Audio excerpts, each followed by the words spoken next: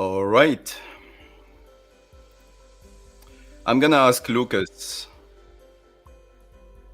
Lucas, you need to unmute your mic. I added you to the call. You can add the video if you want, so we can see you if you want to.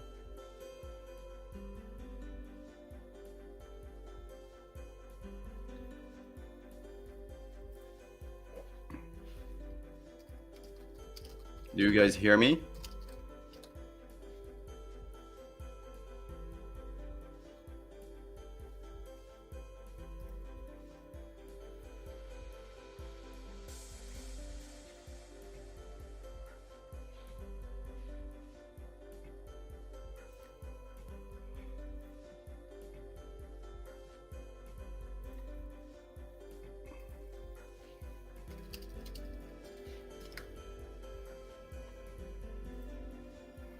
Hello, guys. I'll let you join slowly.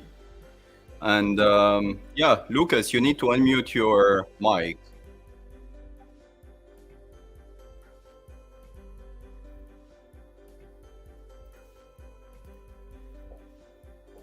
Okay, I'm gonna try someone else then, if you can't.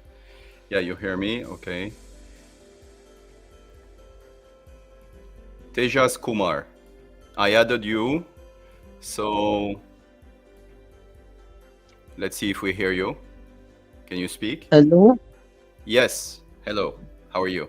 Do you want to put the video or you prefer without video, just the audio? The audio is enough. Okay, all right. What's your question today? It's more about chess psychology. How do you deal with losing many games in a row and not blundering a piece in starting it? So having a losing streak, you mean, Yeah. right? Okay. Yeah. All right. In what time? Is it in Blitz that you have this, or in like Rapid. classical game? Rapid. In Rapid, right? Mm. Okay. The first thing that you have to do is reduce the amount of games that you play, because what happens is like it's a vicious circle basically, because if you play and you're losing, now you're getting very angry, you're very pissed off with yourself basically, so you're playing worse.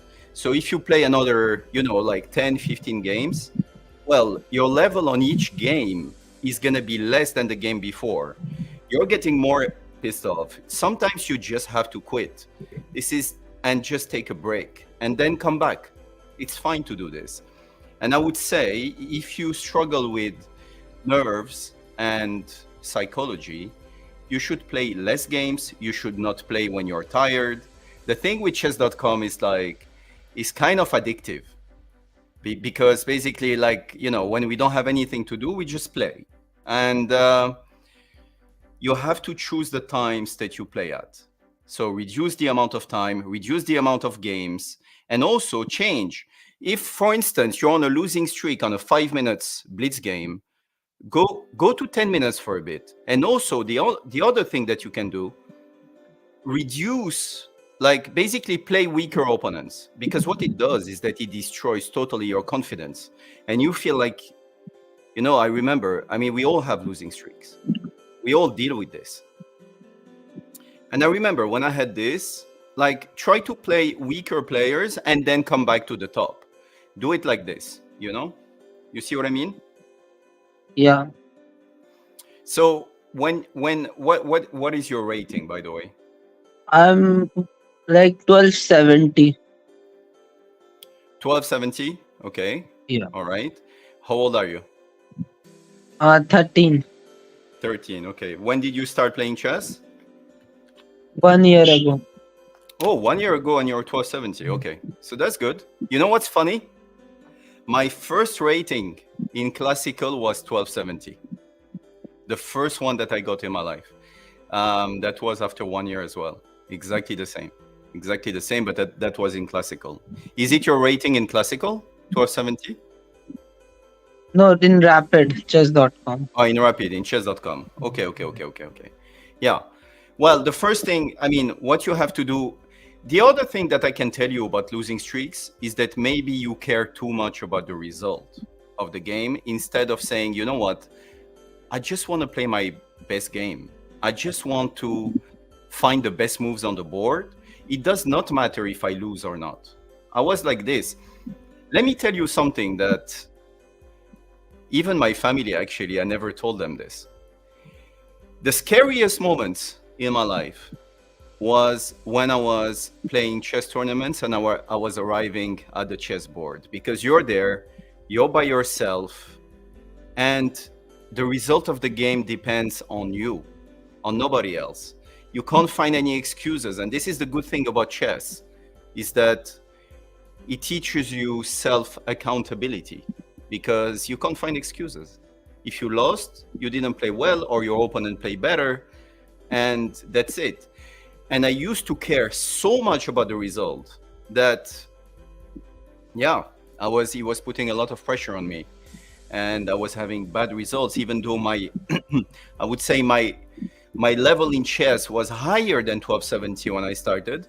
But then when I was playing on the board, I was kind of frozen. I had too many emotions, and to block, I mean, if you have a lot of emotions, it blocks the brain, right? You can't think, man. So try to have a little bit more fun in chess. It's okay to lose. It's fine. You don't have to, I mean, yeah, maybe it's not okay for Magnus, but accept the fact, and this is a very important point in chess, you will lose a lot of games and you will win a lot of games, but you need to just accept it. Okay? All right, Tejas. Yeah. How do I say your first name? Is it Tejas? Tejas. Tejas. Okay. All right. Well, nice to meet you. Do you have another question? Yeah, another question and I have, like, I am used to blundering, like I will have a plan in the middle game, but I will not see a tactic for the opponent or like a tactic for myself. Okay, so what you're saying is that positionally, so you have a position. Let's say, let me just present a board here. Let me see. So let's do this. Okay. So let's say, oh no, not play online. What am I doing? Okay. So learn analysis. And here, okay, what is your opening Queen's Gambit. that you usually? Queen's Gambit. Okay, so the Queen's Gambit. All right. The guy plays this, you go knight c3, I guess, knight f6, bishop g5, all classical stuff, bishop e7, e3, castle. I'm playing just normal moves, not c5, or maybe you play like the Tarrasch variation, or you play this. It does not matter. You have a position in the Queen's Gambit that usually doesn't have too much tactics. The position is kind of closed in the center. Of course, your opponent wants to play moves like this, but there is no issue. So usually, this is not like you're playing the King's Gambit, like the Danish Gambit, like some traps that are totally insane, right? So I would say, and this is something that most likely will kill all these videos about chess opening traps. The problem with this is that if you want to improve at chess, let's say you have zero knowledge when it comes to openings, but you're a total killer in tactics. You're like Mikhail Tal, for instance, you're going to crush your opponents. You're going to crush them. You're going to crush them. You can play the worst moves in the opening. Okay, not moves that actually make you lose. But if you do not have the tactic, and that's the reason why in the Russian school, they start with endgames. They don't start with openings. They start with endgames. You know that endgames are way more tactical than openings, right? That's the reason why, for instance, never play a computer on endgames. He's going to crush you, So why in the Russian school, the school of Botvinnik, for instance, they start with endgames? They don't start with openings. Let me tell you something. I have to always refresh and think like about my openings. I have to think and I have to go and review the openings again because I forget them. But it's okay because I have this tactical knowledge, So I would say for you, do puzzles, and say, do something like this, like a sort of discipline. And you say 30 minutes a day, I'm going to solve puzzles every single day. It's a muscle. You have to develop it. And this is the only way to avoid basically blunders and to have board vision. What is missing for you is board vision right now, which means you're focusing on the king side and then something happens on the queen side that you didn't see, something, a lateral attack and something like this. But the only way that you can fix it is by solving puzzles, solving tactics, and more. But you do it every day. So usually beginners love to focus on openings, focus on tactics. Trust me, all your games is all going to be about not blundering, is not going to be about strategy. If you get to like a level like 1800 plus, now start focusing on the opening and being sharp. Until then, tactics. I hope this answers your question. Thank you very much. All right, I need to move to the next people. Tejas, nice to meet you. Yeah. And we'll speak soon. Okay, let me add now. Lucas, are you ready for the mic or not? I'm gonna add you to the stage. Lucas Gaming 61. Yeah. Hi. Hey, how are you? Honestly, like, I just want to know, like, usually when I play games, my vision is like quite bad, and even if it's like the most trivial blunders, I keep missing them. I don't know why. So you keep missing. So it's a little bit like you got like some information from what I said to Tejas before, right? So again, it's about blundering, because you know what we say in chess: the person who loses the game is the last person who blunders. Usually, when you're a beginner, because there is many blunders in the games. The problem is it's really two reasons. In chess, what you do is that you replicate patterns. Your brain sees a pattern, and then he knows the pattern. So when this pattern presents itself next, basically he can actually replicate it. Okay? So that's the reason why you do puzzles. That's the reason why you solve tactics. Because, of course, even in a like slightly different position, but that knight trick or that Arabian checkmate, etc., actually happens, but in a different situation. The only way to solve basically this problem is two things. Deal with nerves. Are you stressed when you play? Honestly, like, it depends usually. Do you actually play and you're like, I really want to win this? I actually really want to win. And you put too much pressure on yourself, for instance. Now that I think about it, probably. Sorry, I can't hear you very well. Now that I think about it, yeah, probably. Cause like I'm very afraid to lose, lah. You're afraid to lose, yeah? Yeah. Okay. So that's the first parameter. Usually we blunder because we care too much about the result. The only thing that you can do, actually in chess and in your life, to achieve something is to not care about the end result. Don't care about winning. Care about playing the best move at that moment in a position. If you play the best move, you're going to end up winning the game.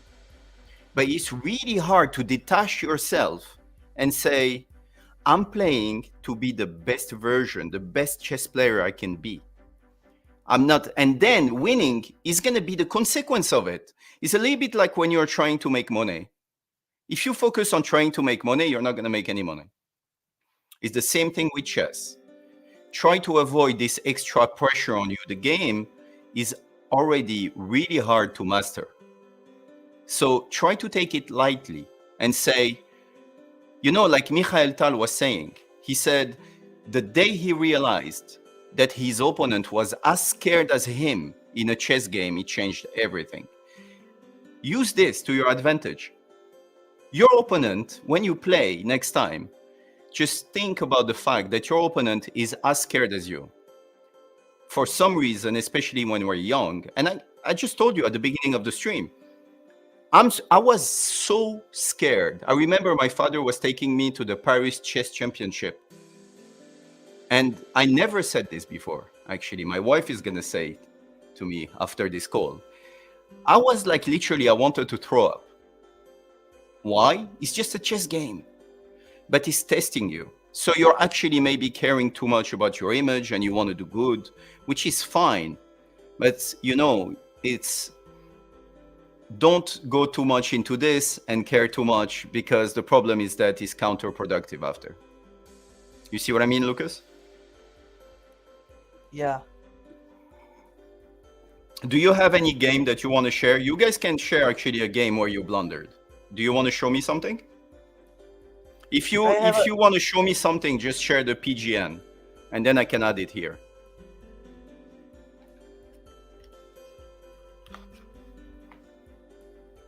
Do you have something you want to share, Lucas, or no?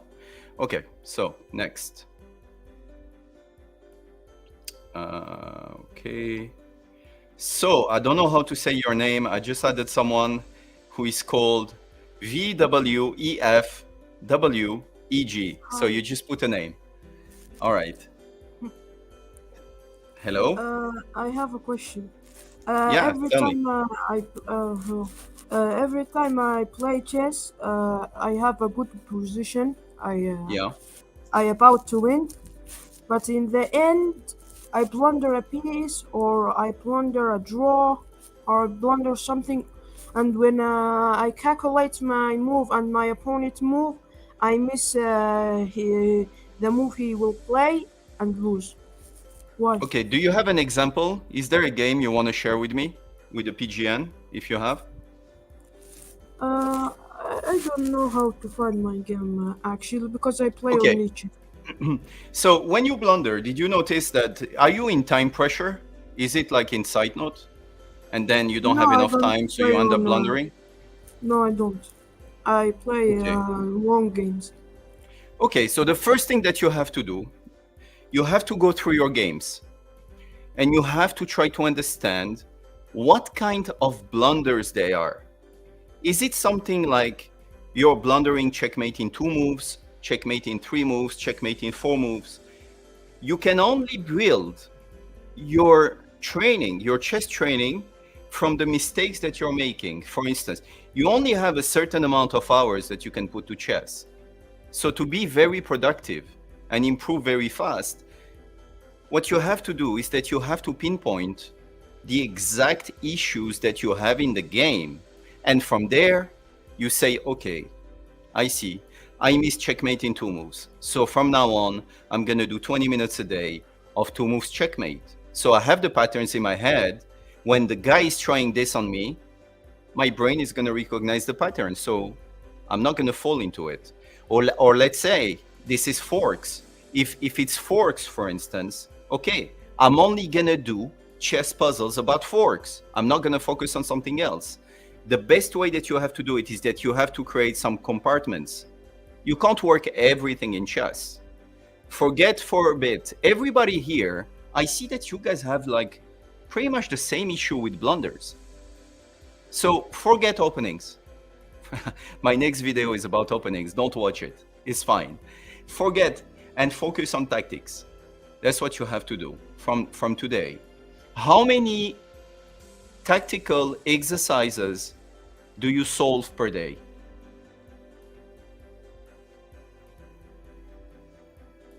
Hello, you still there? Yes, I You still mute your, yeah, I said how many tactical exercises you solve per day? Or if you solve some or not. Uh, Do you do from chess 10 puzzles? to 10, I think. Normally I do 10. 10? Okay. So try to increase this. Go to 20 a day, and try to keep this discipline, but not just any puzzle. Go into the puzzles, try to review your games and say, okay, I see. My problems are forks. My problems are pins. My problems are, for instance, lateral queen attacks that I don't see. So I will find the puzzles that are applied to the mistakes that I do. Okay? Okay. All right. Can I ask one thing more? Sorry? Can I ask one Yeah. thing? Sure. When Of course. I Try to When speak I louder if you can. okay, when I play a game and I do a blunder and I lose a piece. Sometime I like my opponent play h6 and I play, let's say, castle, and I saw he trapped my bishop, and this weird move kinda put me in under pressure.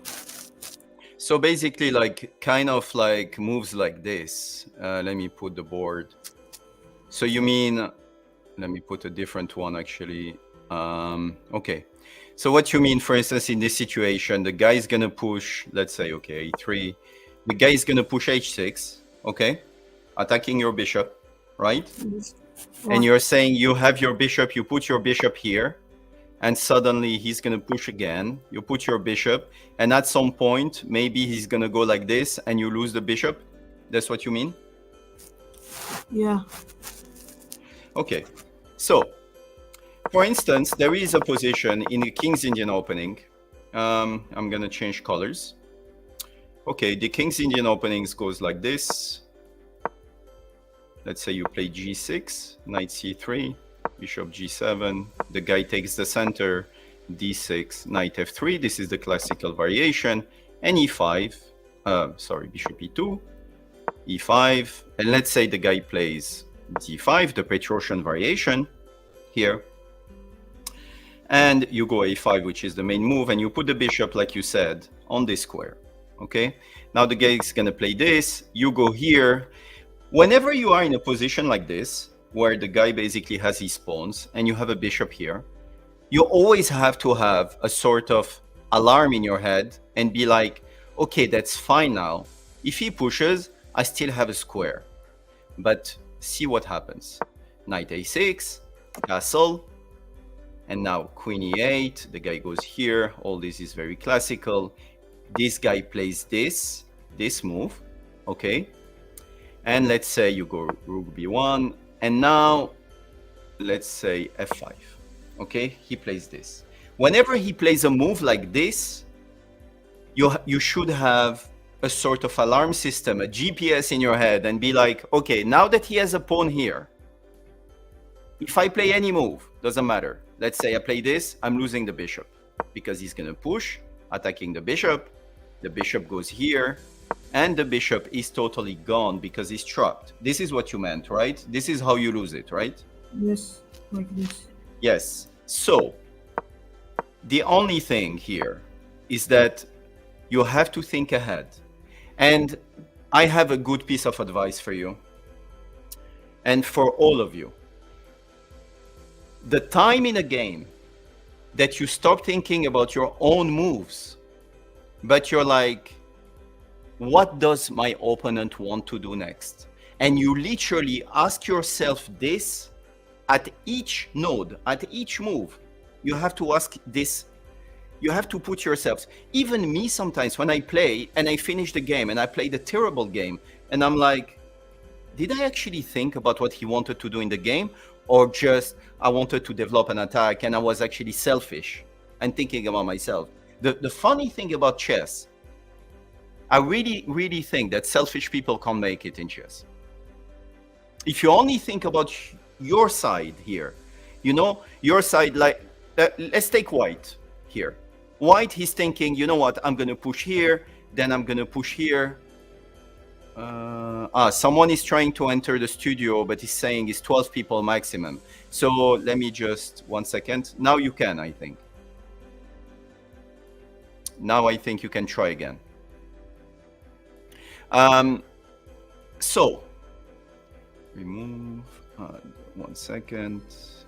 Yeah, okay. So if you're white in this position and you're thinking about pushing b4, c5, etc., well, you're gonna get trapped by this. The first question that you have to ask yourself, and actually the games, when you see Kramnik who's playing, for instance, when he goes a bit crazy in his streams, the first questions that he asks to himself when he's speaking out loud is, what does this guy want? And I think this is the thing that you don't do in your games. When this guy plays this, what does he want? If you ask the question, you can find the answer. If you don't ask yourself this question, you can't find the answer. Yeah, he wants this. So he wants to eat my bishop. So now what I'm going to do in this situation, well, this one is going to be pretty hard because I don't even see like, okay, you can play h3, g5, bishop here, this, and you go here. So, but how are you going to find h3, this move, if you don't know what he wants to do? So next time you play a game, focus on what your opponent wants to do. Ask yourself after every move, what does he want? Because in chess, you stop the plan of your opponent and then you play your own plan. Okay? Got it? But, got it. But Perfect, can I? man. I'm sorry for the long time, but last question. When Sure. I think of my opponent move, I don't think like if I found his move like every move is bad, but one move. But one move is good, but I don't find it, and he play it, and I lose. Why? So I'm not sure that I understood what you wanted to say, but can you actually repeat? Can you repeat? Okay. When I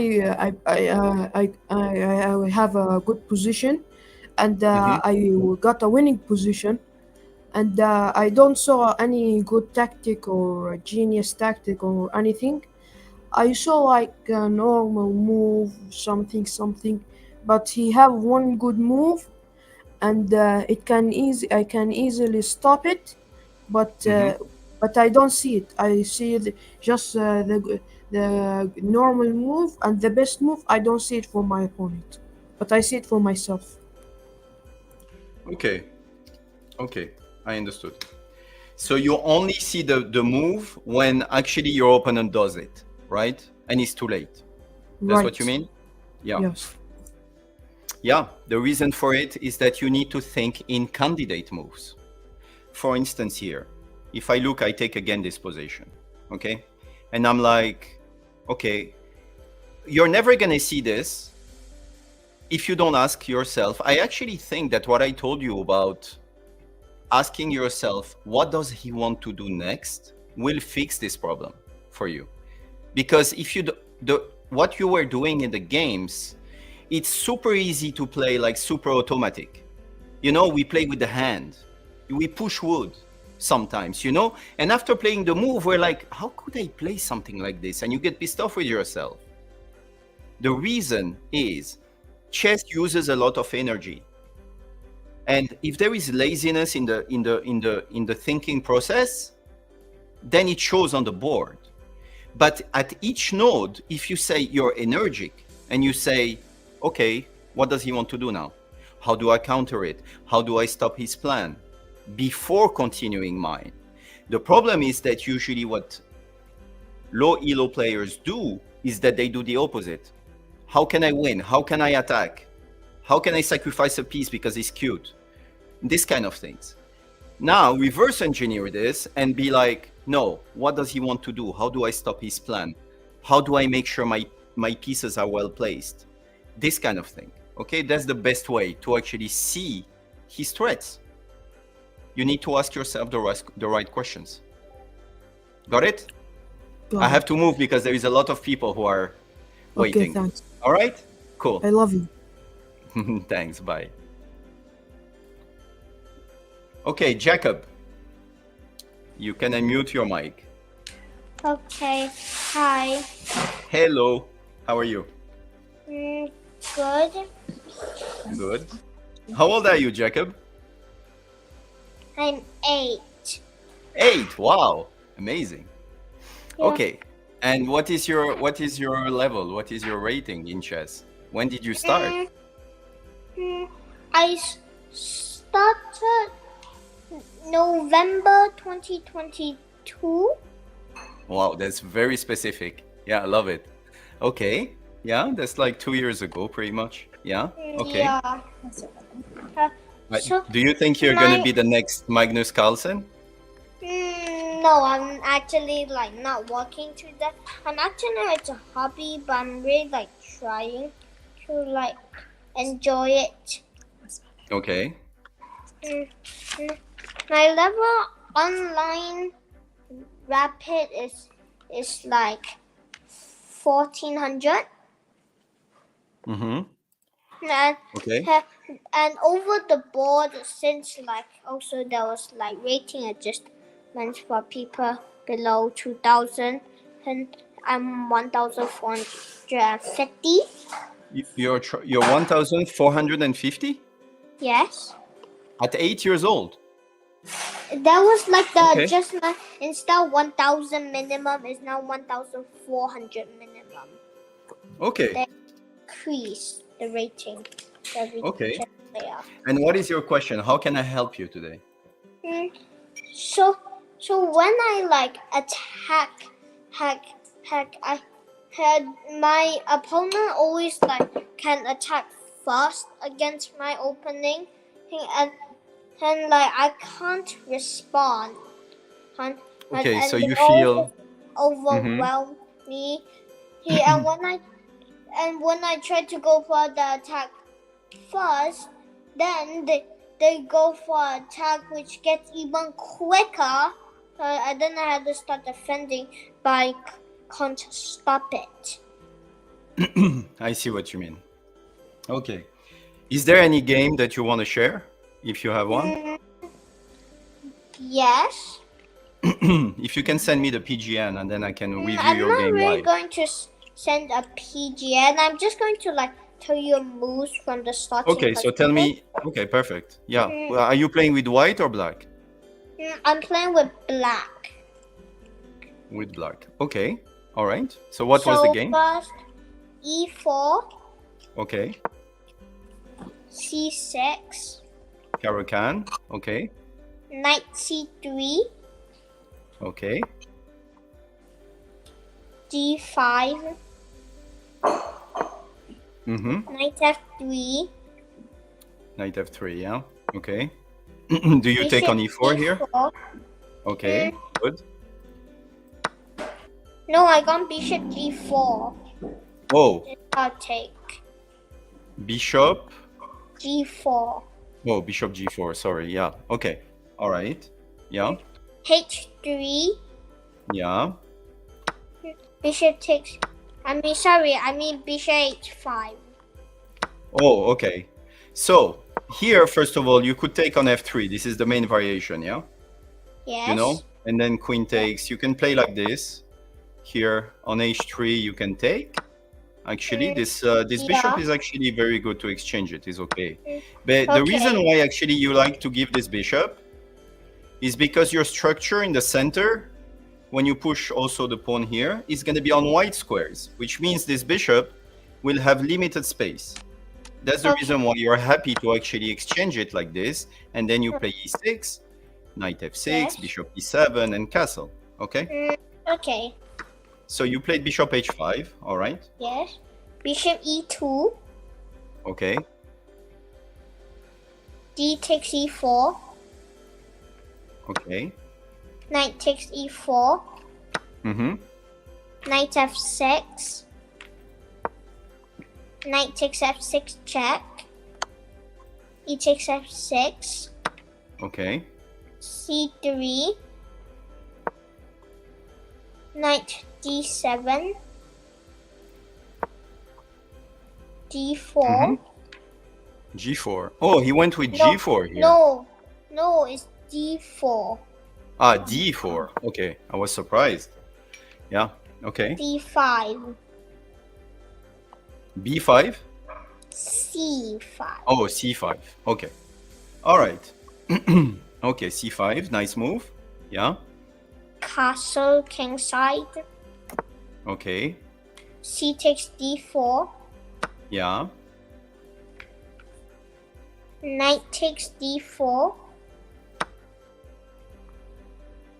Bishop takes E2. Yeah, okay. I get it. Look. Okay, I understood. So let me tell you something here. Okay, I got it. Because after bishop take e2, the problem is that you're bringing the queen, and the queen is actually targeting your king, and then this rook is coming here, right? Yes.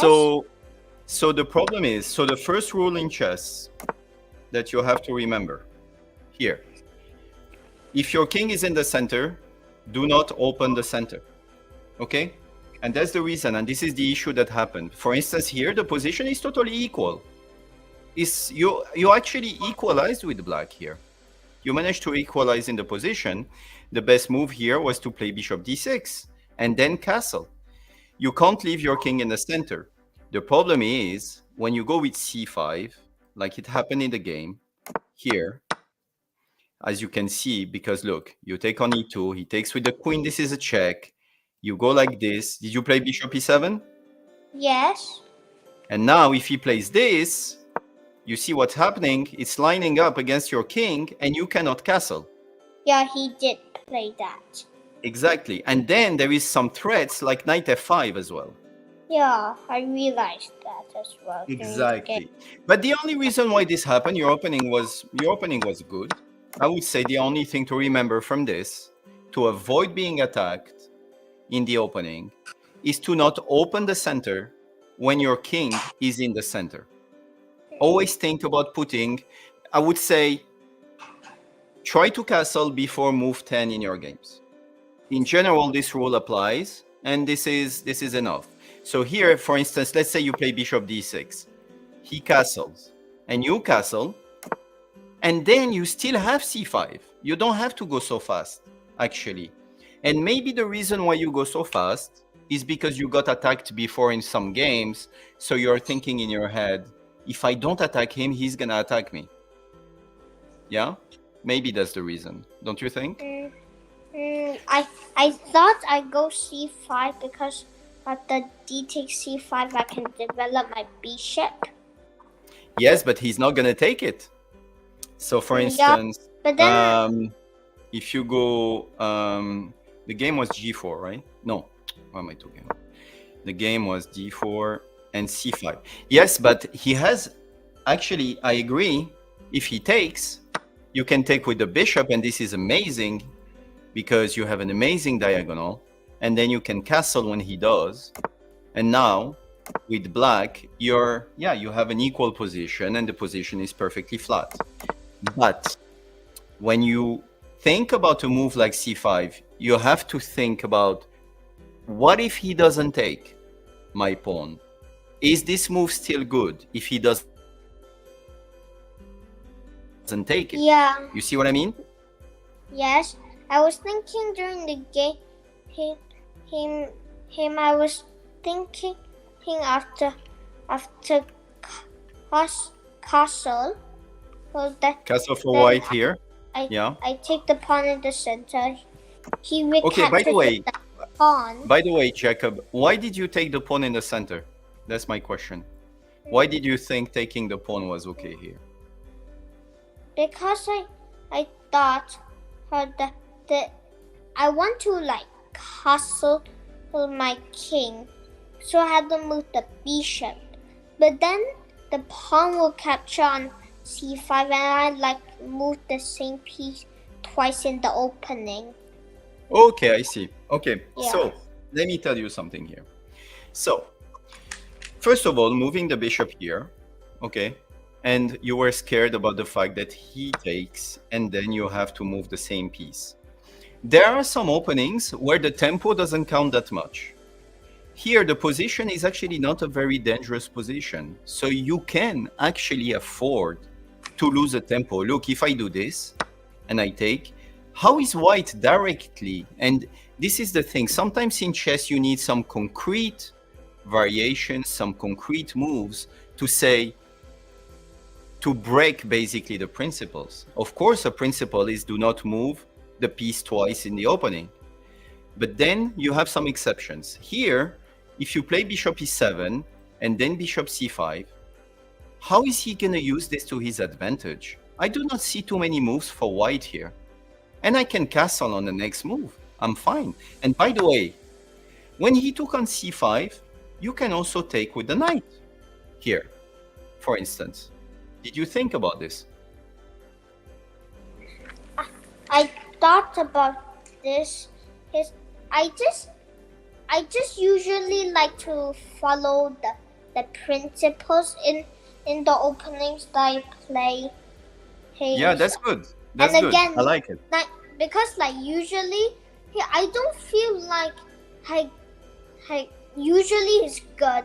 So like if I try to think if I lose the tempo, and if it gets up in development, then they can start maybe attack. Is why I heard that when you're like up development, then you can attack. Yeah. Okay, I see. By the way, your reasoning and the way you think in chess already is very mature for your age. It's quite impressive, I have to say. It's really, really good. So, yes, I get it. I get it. But in this case, you could have moved the bishop on e7 because of tactical justification. So you see, sometimes in chess, if you have chess principles, strategic principles, basically they fall out the window when there is some tactic behind it. Because now when you took in the game and he took with the knight, you have to face something which is these two bishops now, and you have to do something about it, right? So I would say here, another move you could have played is bishop g6 if you wanted to go like this.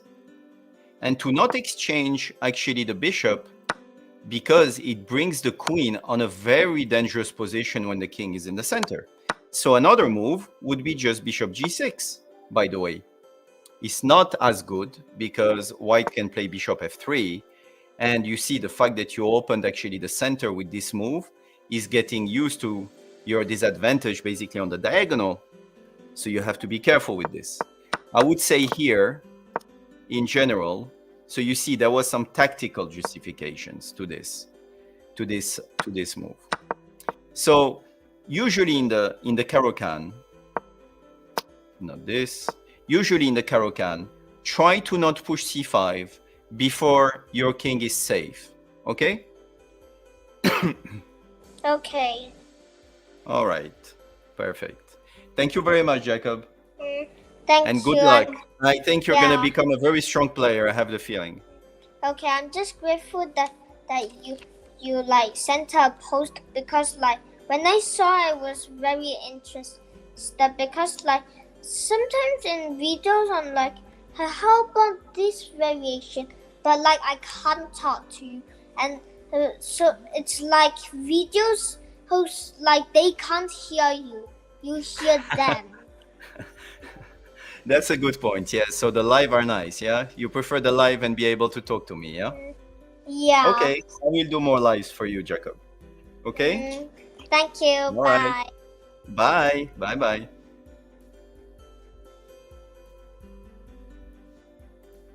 Okay, Samrat.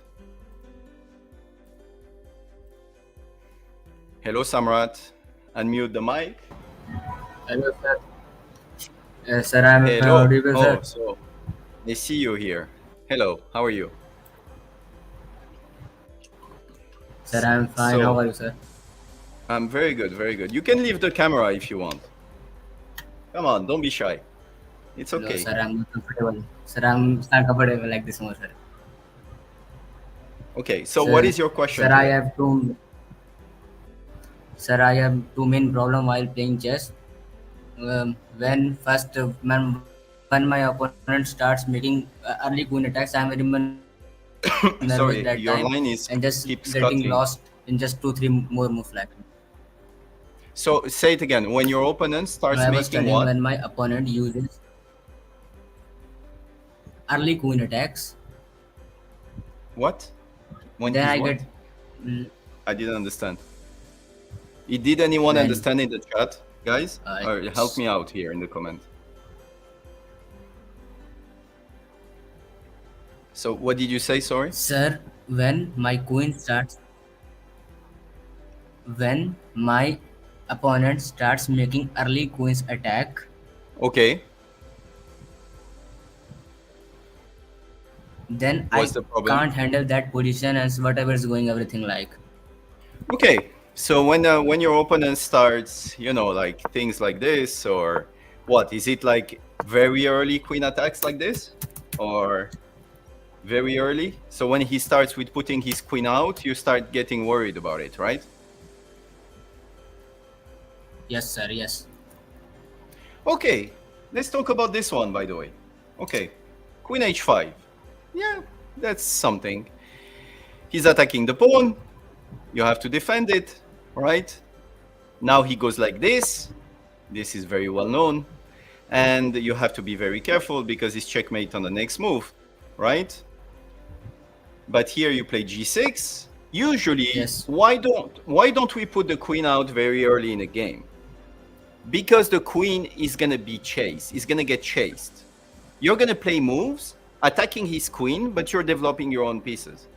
Do you have a game that, for instance, you played that you can show me? Guys, get something ready in the board so it's like, so the other people can also like see the board. Do you have any game that you have in mind that this happened with a queen attack? No, sir. Most of the games I play with bots only, and whenever I play with a real person, I just don't save it anything like. Oh, you play with bots. Wow, you are ready for the AI, man. Most Wow, okay. most You of are the ready time, for sir. the Most AI. of the time, every time. Okay. So is it like basically when the guy is like really putting the queen out early, like in this game that I'm showing you?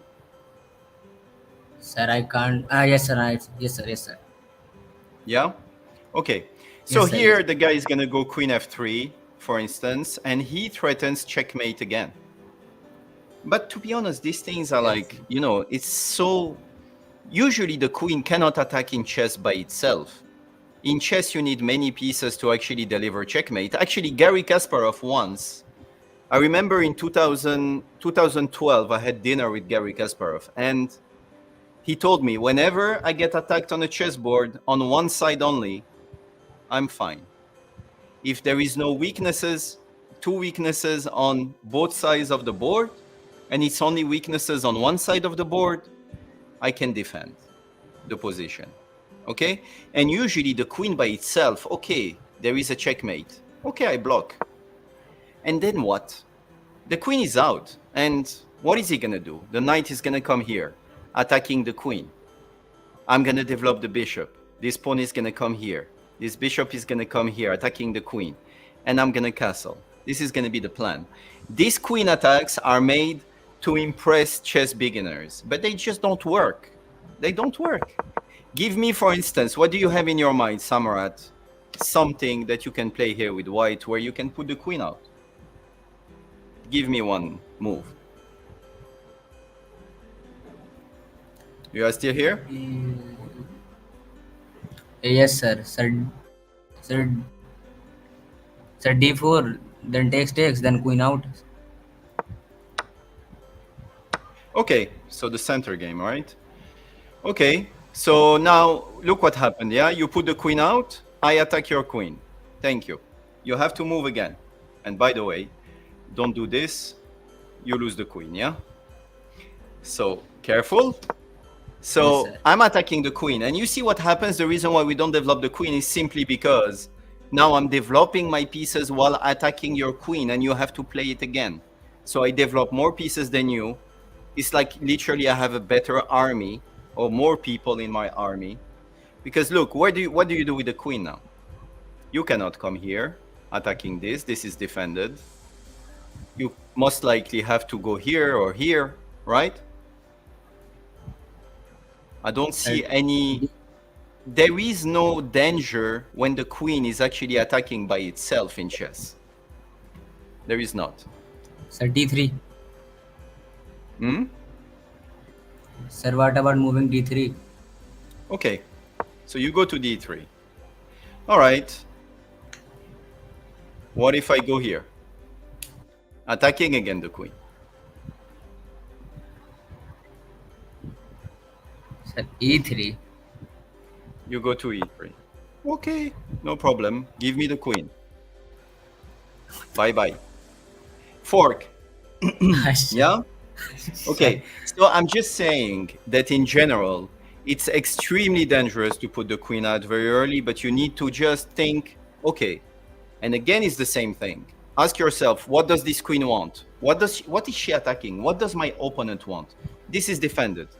Is this one attacking something else? No, she's not. Okay, so you know what I'm gonna do? Step number 2. Now I'm gonna attack that queen and develop my pieces then. And then I'm gonna have a better army. I'm well equipped to actually crush you. You got it? Yes, sir. Okay, thanks, Samrat. I need to move to the next guest. See ya, man.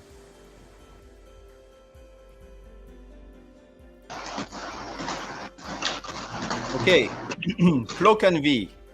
Hello. Hello, hello. Hello, bro. How are you? Hold on. Wait. You can All put the video if you want. We can see how you what you look like. All right, just for 1 second. Sure. Yeah. Okay, so I'm gonna put like this. Put the camera again. By the way, I'm not really that of intermediate. I'm starting to reach advanced, but I can't really do that. I'm struggling by tactics. I mean, advanced tactics that I could not even comprehend or even see. So what's your Because, what's your rating? My rating was 1,300 in bullet, 1,200 in rapid. Okay. I don't really play much chess.com. I play more over the board. You play. Do you have a rating in classical? Classical, no, I don't really play tournaments also. I play over the board for fun in a chess club. Okay, cool. How long have you been playing chess? I've been playing chess for 2 years. Thanks for asking. For 2 years. Okay, so that's good progression. All right. So what is your problem today? How can I fix it? I am struggling on tactics, very advanced tactics that I could not even see, comprehend, even if I know what my opponent wants. Like sacrifices, those sacrifices that like I cannot even see the variation. I can able to see there's a possible sacrifice, but like I cannot see the variation, and then I end up losing everything on the spot. Let me give you a little secret. Your opponent cannot see it beforehand, most likely as well, yeah? He Yeah. just finds out move after move, yeah? At 1300, 14, 15, 1600, you can't really calculate 7 moves ahead, all possible variations. But, okay. So you are talking about very complicated tactics, yeah? Like the ones that are not like, okay, not like 2 moves and stuff. So even if you think ahead, you actually can't see them. There is only one way. There is only one way to fix this, man. Only one way. Yeah, it's to like increase your board vision and your calculation, basically ability. That's the only way. There is a book that is amazing that you should read. It's Think Like a Grandmaster from Alexander Kotov. You know this book? Oh, wait, I don't really know that book. I know one chess book. It's called Logical Chess Book, Move by Move. No, it's by Nelson Lopez. Grandmaster. Let me write it in the. Okay, so Alexander Kotov, Think Like a Grandmaster. Let me see if I have the book so I can show you. 1 second. I think I have it here. I'm not sure, but I think I have it somewhere. Think Like a Grandmaster. I have too many books here. No, maybe it's not here. No, I don't have it. Not in this place. Okay. No, I don't have it here. All right. Okay, so this is a book that, let me show you actually. I can actually show you. Think Like a Grandmaster. The reason why I'm telling you about this book is that Alexander Kotov did an amazing job at explaining how to think with candidate moves. It's like a tree in your mind, and you have to go step by step. And at each node of the tree, then you have candidate moves. And the more candidate moves you have, the hardest, basically, the combination is. But he explains it very well. He shows you how to organize it in your brain. Let me actually share it with you. 1 second. Present. Can I? Or maybe I can't. Let me see. 1 second. No, I don't think I can. Stop screen. What's the stop screen? Okay, present, share screen. Okay, do you see it here when I show you Yes, this I one? can. Okay, okay. So this is the book. All right, think like a grandmaster. Okay, Ooh. Alexander Kotov. This is an amazing book. This is most likely the book that taught me the most in chess. Like literally, 2 books. There is How the much does Zurich, it cost? the Tournament of Zurich 1953 by David Bronstein, where he analyzes the games of Smyslov and players like this in a very detailed way. This is amazing. Or this book, Think Like a Grandmaster. Because Think Like a Grandmaster, this book really shows you how to organize in your brain the thinking process. Okay? Got it? Got it. But how much does it cost though? This I don't know. I see like 39. $39? 39 euros, 35 euros, something like this. That's really expensive in my country. Where are you from? I'm from Malaysia though. Malaysia. You discovered the channel with the shorts, right?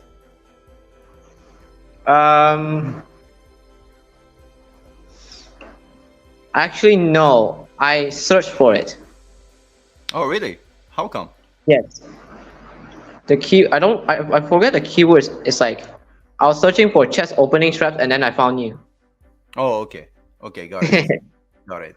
But the best way, man, the best way to improve, and this is the thing with chess and all these videos that I see on the internet, the best way to improve is to work your tactics and calculations. And there is no way around it. If you want to get better at chess, you need to calculate better.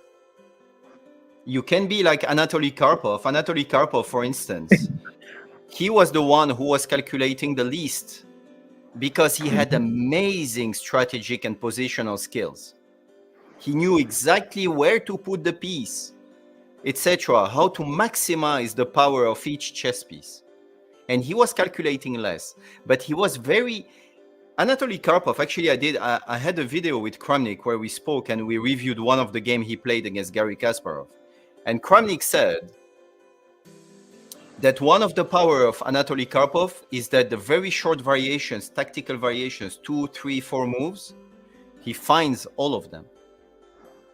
He always finishes his positional play with very small tactics, but not like 10, 15 moves, just like 2, 3, you know, like this kind of thing.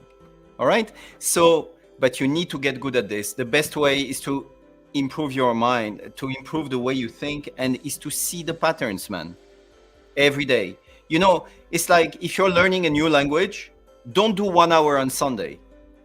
Do 10 minutes every day. You see what I mean? Oh, It's yes, way yes, better. yes. It's way better. It's Excuse me? repetition that makes perfection, yeah? Okay? Is that Alright, before? Is that like before? Kramnik accuses a lot more people of cheating and other stuff. Hold on, Yeah. I'm not really spoken. My real name is Nathan. Okay. Yes, okay, you want to discuss this? Yes, Vladimir has some suspicions when it comes to cheating. Yes. Well, let's be totally serious about it. The cheating is happening. We see it. But then he thought that the cheating was happening in the title Tuesday with very strong GMs. Yeah, that's a tough one. Oh, you are saying how to join a call with Chesscape. There is the link. If you hear me, Youssef, can you add actually the link again in the chat so people can join, please? If you hear me. Yeah, you have the link here. Perfect. Okay. There is definitely cheating, but then the only problem that I find with this is that you cannot prove it. And if you cannot prove it, should you fight against it? I don't know in this. Because it feels like Vlad is going through this thing, but you can't fight alone. That's the first thing. You can't fight alone. Is there cheating in chess? Yes, of course. Of course there is. Let me show you. Let me show you something here. Let me show you my last games, for instance. Do I think that there is cheating in these things? Maybe. Yes. Let me just show you this. Check the accuracy as well. It's definitely this. So let me just share with you. 1 second. I'm going to share this with you. Okay. All right. And I'm going to put it as a big screen. Okay. So these are my last games. And I remember there was a session where I just got crushed. Okay. So, but we can't see all of them. It's a shame. You see at the bottom, like I lost a game in 22 moves, 90.8, 14 moves, 92 for some reason. 22 And then- moves, is it that short? Yeah. And 14 moves just because I saw the guy was cheating and I just gave up. But how can we see more games? Wait, he got banned? So I saw an account just got Okay, closed. so look at this. Can you see actually here from this guy? Okay, so this guy played 91, Okay. 92.1, 85.7, 93.3. Oh my God. Yeah, do I believe that these people basically back to back, some of them are cheating? I think so. I mean, I really think so. But I mean, you saw the game that was the match that was played between Jose, Jospem, and Kramnik, and you look at the accuracies. Most of the game were like 85, 86. Some of them were like 93, 94. But hey, come on, we're talking about 2,700, 2,800. This is not the people I'm playing. I'm playing against 23, 2,400 people. So is there cheating? Yes, of course. Can you prove it? I don't know. I mean, I don't think you can. Is it And I worth don't think there's actually even a point fighting it? of doing so. Sorry? And I don't think there's even a point of doing so because like trying to prove cheating is just like wasting your time, to be honest. Yeah, but this is the thing. If you know Vladimir, so you know Vladimir is a good friend of mine, so it's a delicate topic for me because we've been friends for 18 years with Vlad, you know, and I actually discussed this with Vlad, and I said that he should actually give up this, that he should give up the fight. I mean, it's not really worth it, and I agree with you on this. It's not worth it because people will cheat. There is no way around it. People will cheat, and they will cheat more. So you can't fight it, you can't prove it. I just think the fight is not worth basically doing it, and we kind of agree on this. But then I kind of disagree with the way that the community is actually going against Vladimir, who, you want it or not, was a world chess champion.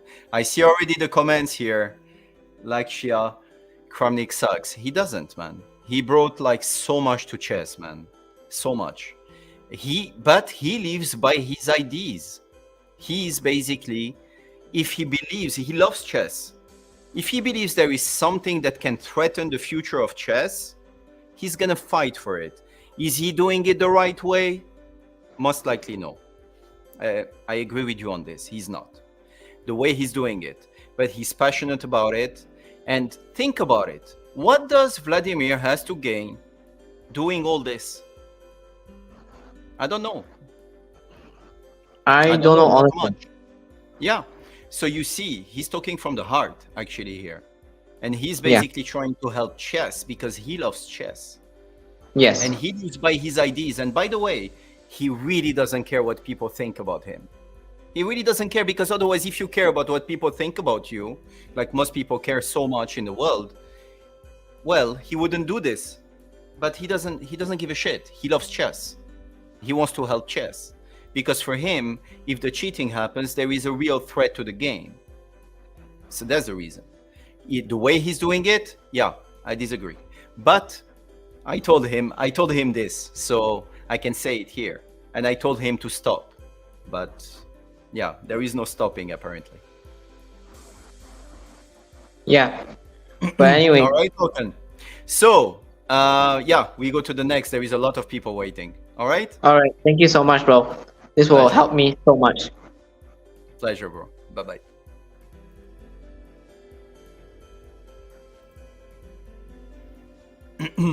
So,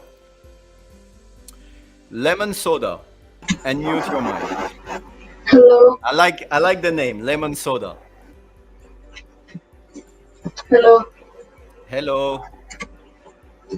I have a doubt. Sure. I have many doubts.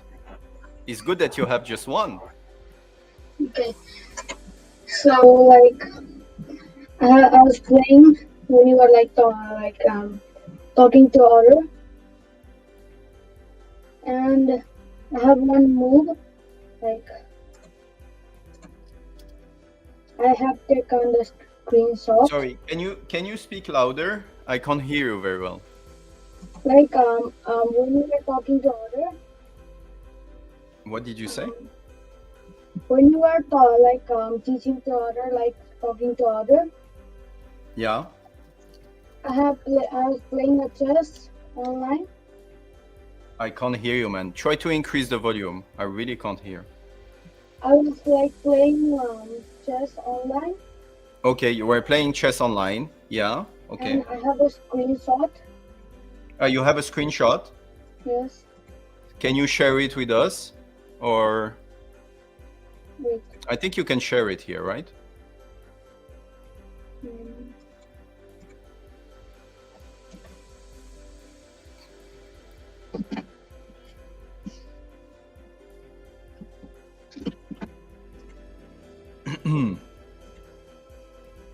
Do you have, what is the screenshot that you're talking about? It was of chess online, and I in can't that- hear you, man. You need to fix the audio. You really need to fix the audio because nobody can hear.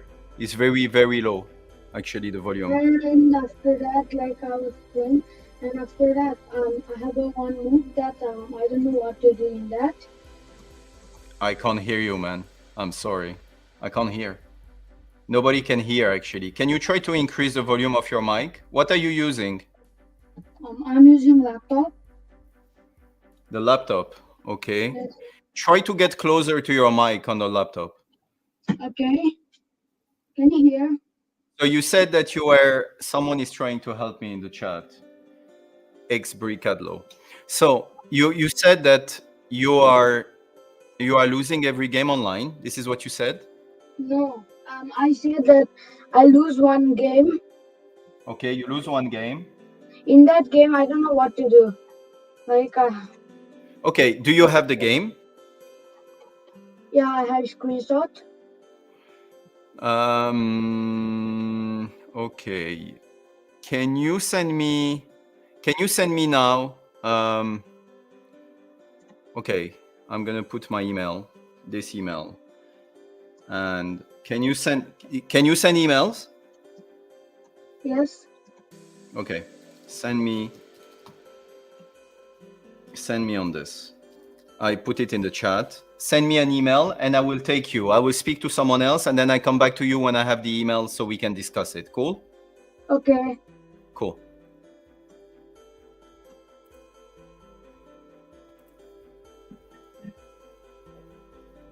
John Schmidt. Hello. Hello. Can't hear you, man.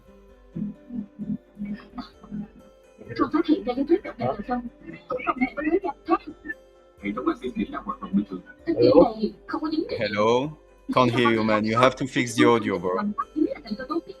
Gotta go to the next person. Hello? No, not here.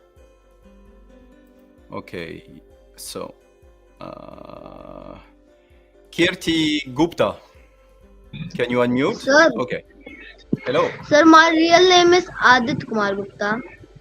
Okay, nice to meet you. How are you? Sir, I'm fine. Sir, I have started just 7th and 8th month only chess. Okay, what's your rating? Sir, I'm in chess.com. I have 1300, but it's actually 1600 to 1700 because I've started a new mobile. That's why it has been. So you are starting with new moves, and what is your problem with chess? Tell me. Sir, in the can you remove your screen and play as just one screen? I want to ask Sure. one question. Of course I can. Of course. Let me show me a game. All right. One Sir, second. E4.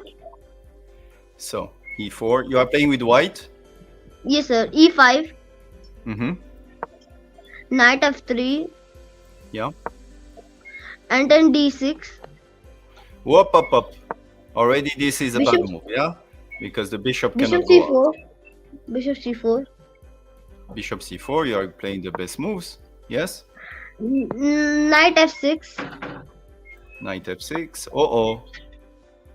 And then Knight C6. Sorry, Knight C6. Oh, I played okay. Okay. I was gonna play knight G5. Yeah, sort of fried liver. Let's go. Okay, knight C6. Now I cannot play this. Okay, because the queen. would- Now, whenever I castle, Okay. and then what we say? He plays bishop to G4.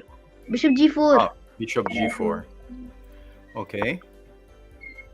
And then I kick it away with S3.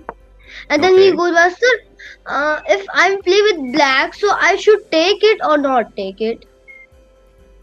Ah, you're playing with black here. Yes, sir. If we have to take Okay. it or not take it. So let's go back a little bit before I answer this, okay? Mm. So the first thing I see here, this guy played this. He's attacking this pawn, all right? Okay. Don't defend by playing d6. That's the first mistake that I see here, because then your bishop actually cannot get developed. If you play a move like this bishop is in prison and he only has 2 squares, right? Instead, because he's attacking the pawn, you have to play knight c6. Knight c6 defends the pawn and is way more healthy, because on the next move you can put the bishop here, the knight, and you castle. But then next, so in the game he didn't go like this. Bishop c4, no, not knight f6, knight c6, castle, no, bishop g4, and h3. Okay, why would you want to actually exchange here? What do you have in your mind? Sir, because he will go back and it will be that like pressure on this knight and he can't move. And sometimes he can play knight to D4. Exactly. So, so here there is absolutely no reason to give this bishop. This bishop is beautiful because it's creating a very nice spin, which means on the next move you have knight d4. So you don't want. You want to, usually in chess, you want to keep the pressure. Now he has pressure. So what I do, I keep the bishop. If you want to kick me out with the bishop, you will have to move something very committing and making your king weak by playing g4. Okay? But I'm not giving you this bishop for this knight until, in chess, especially the Russian players, they understand having the 2 bishops is very important. Okay? Especially in the opening and middle game. So I'm not going to give the bishop for no reason. I'm always going to need a very good reason to exchange a bishop for a knight. I see too many people giving the bishop for the knight without even thinking. Here, what is best, the knight or the bishop? The bishop is much stronger because it's creating a pin. The knight can come here and you continue like this your development, right? You see what I mean? Yes, sir. Okay, But so what sir, how happened in to the game stop after it? this? How to stop it? Like this knight D4 move. How to stop this?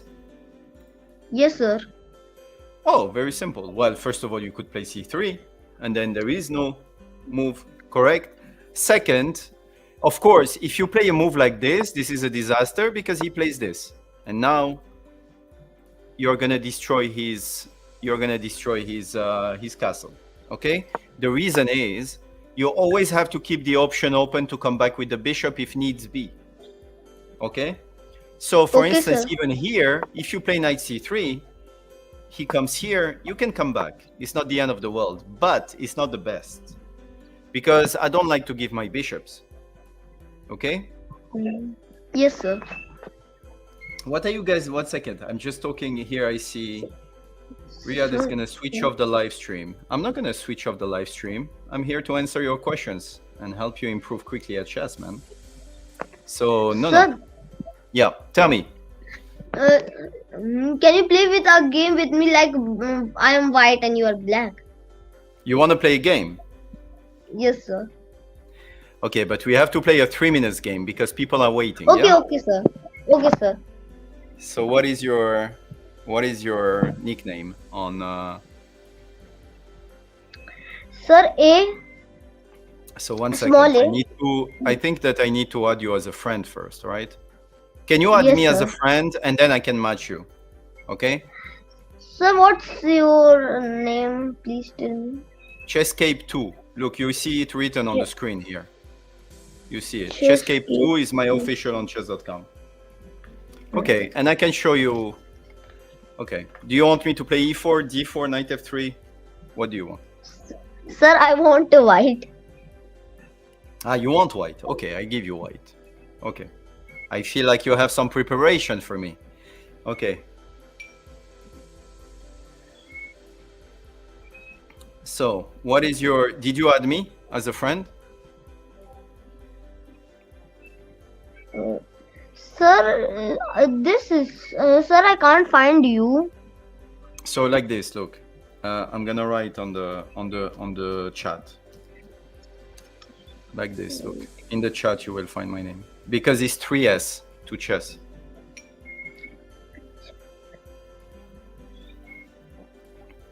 You got it? Yes, sir. Okay, did you find me? Yes, sir. I send you a link also. Oh, it's you here, Elias?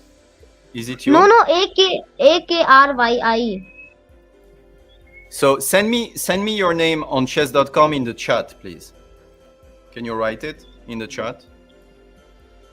Chat. Okay. In the chat, yeah, in the comment section.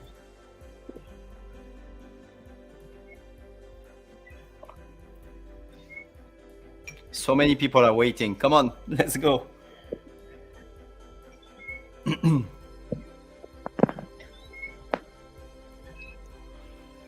on. So, Sir, send. yeah.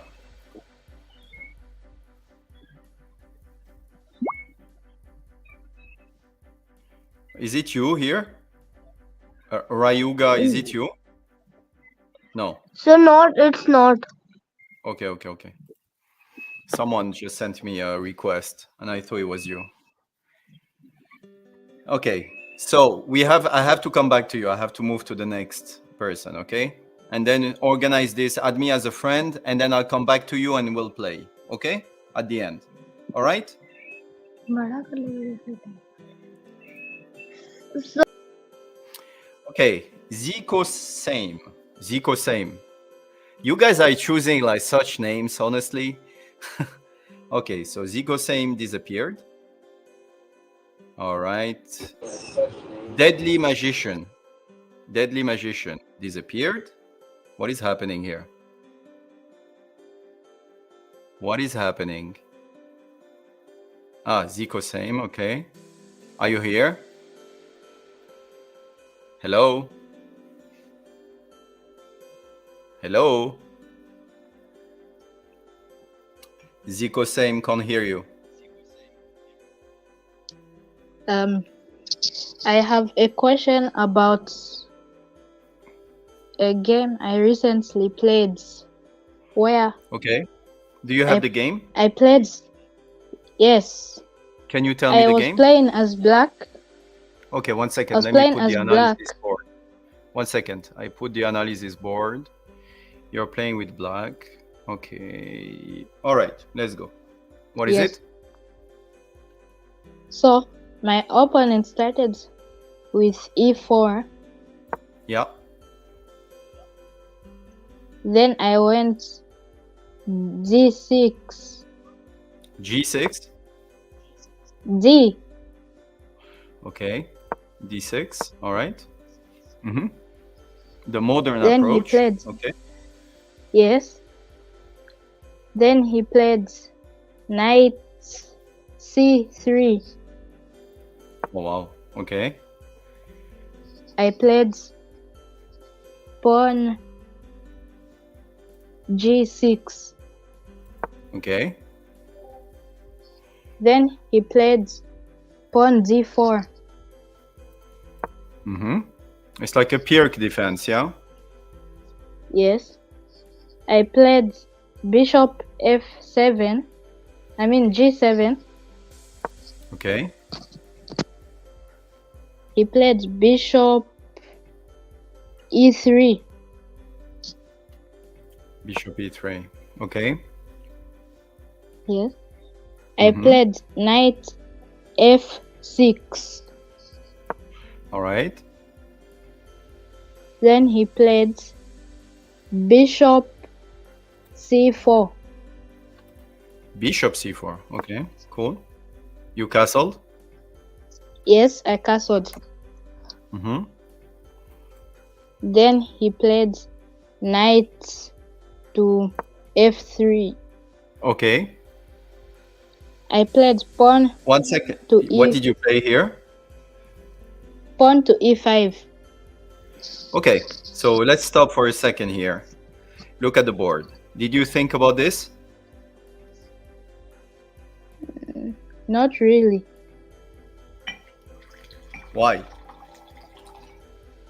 because he can recapture with the knight. Okay.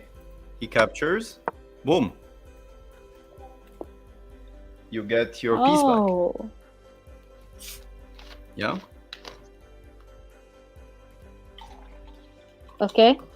So All right. then he pushes So his already pawn knight take forward, e4. his Knight d take pawn e4 forward. was good. What did he play? What did you play? You played this, right? E5. Yeah. Yes. Okay. What happens Then if he he pushed takes? his First d of all? pawn. No, but what happens if he takes I- on e5? I recapture with the pawn. You recapture with the pawn. I take your queen. You If take he it. takes, I recapture the rook and take the open file. Yeah, and then I play this. Then, if you play that, I would place the bishop in front of the pawn. Here. Yes. Well, if you put the bishop here, you lose a pawn, right? Because I can just take your bishop, you take back, I take with the knight, I gained a pawn, then I have a triple attack, right? On these three, right? So Yes. yeah, and it's already winning for white here, okay?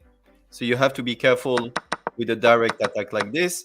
What I mean is, before playing a committing move like this, you have to calculate it. You have to make sure. Look at these three pieces who are at home. Yes. I would say here a better move, maybe. Okay, we know the best move was knight take e4. We know this, okay? But if you Yes. didn't see this tactic, you see that most of the time, actually, it comes down to tactic. You see like some 2-3 moves, you know, tactics that you guys are missing. Yes. But if you don't play this, then you have to go maybe like this, you know, a6, b5, bishop b7, knight d7. This is the plan, okay? All right, but Yeah. e5 here seems dangerous. Basically, you're opening up the center, and he has some, you know, a very dangerous bishop. Because once the pawn actually moved from here to here, well, it means that the pawn can never come here to block the bishop. You see what I mean? When you put it here, it means Yes. this bishop becomes a monster. Okay? So you have to be careful, yeah? Yes. So what was your question about this game, by the way? I mainly just wanted to know how to better calculate during the middle game. During the middle game. Okay. So, for instance, it's all about Well, I'm gonna say it's all about experience. It's all about experience. It's all about just keep doing it on a daily basis. There is no. This is the thing with chess, and maybe that's the reason why chess is not as sexy as football. Is that there is no way around it. If you want to become better at chess, you have to exercise everyday tactics. How to not blunder. Now you're pushing a pawn, for instance. Okay, you're pushing a pawn. The first thing you have to Yes. think about, okay, what if he takes? And I take back. And what if he takes back, by the way? It's not just queen takes queen. What if he takes, I take back, and he takes back? Maybe you saw knight take e4. Okay, take, take, take, take. Because if he takes, now you take. Okay, I get it. That works. But Yes. and this is why you need to study basically the way to the person who is the best at chess is the person who organizes his brain the best, and the variations in his mind is super clean. Magnus Carlsen, the way he thinks, he goes straight to the point. He knows the patterns. He knows pretty much all of them. Not all of them. There is always, you can't know all of them, but you see what I mean, like the main ones. And he knows because he saw before that when you push a pawn like this, there may be some danger. Take, take, queen takes queen. Look, take, take, queen takes queen. And already I see that there are two squares that are very dangerous where the knight can come. But of course, now this bishop, I know, look, let me tell you differently, actually. Why I would discard actually this move? I would think if he takes, queen takes queen, rook takes, everything is forced. This bishop is a monster, right? This bishop becomes Yes. super strong, and this square becomes super weak. If you're basically like, you know, an advanced pro player, you're like, that's it. I don't want to play e5. That's it. I don't want to play it. Because I know already I have enough information to think at the end of the variation, this bishop becomes a monster. So I'm not going to play it. Move on. e5 is not a move.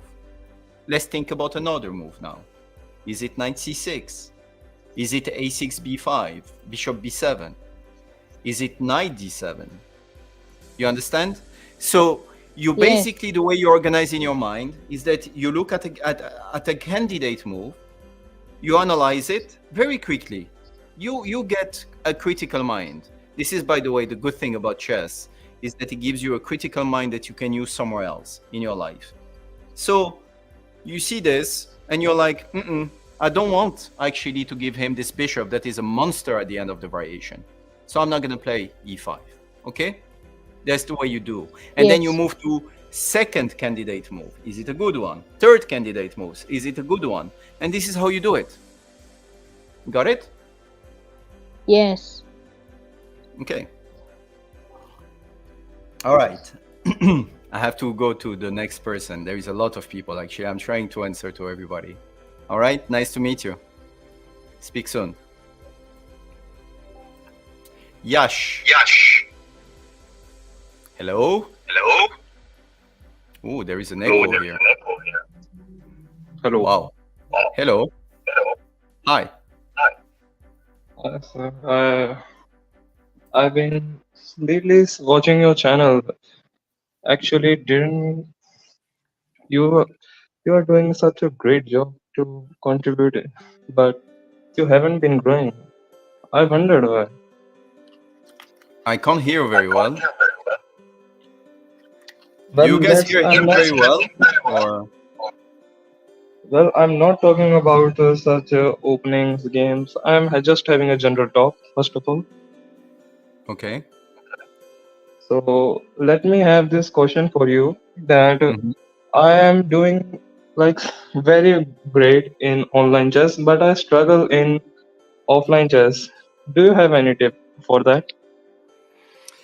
Yep, I know what it is. And this is actually, can you reduce, there is an echo. I think you hear, can you reduce the sound on your end? Because I hear I myself. might have to get my headphones. So Or if you can put a headphone or something. Just wait a minute. I will put an headphone. Ooh, someone in the chat said Karokan is overrated. Come on. Yeah, yeah. Karokan is overrated. What are you It's talking about? definitely overrated. It's an amazing opening, guys. Sicilian is much better, I guess. Why did you delete your shorts? Oh. Yeah. I will come to this. Kamla, I don't know about Karokan. He's overrated. Are you serious, guys? Okay, so give me a better opening against E4. Sicilian? Joko I have Piano. connected to the headphones. No. Sorry, say again? I said, can you hear me? I have connected to the headphones. Yeah, I hear you, but the Is problem there- is that... Okay, that's better now. Okay, that's better. Oh, Okay, okay. yeah, that's good. Okay.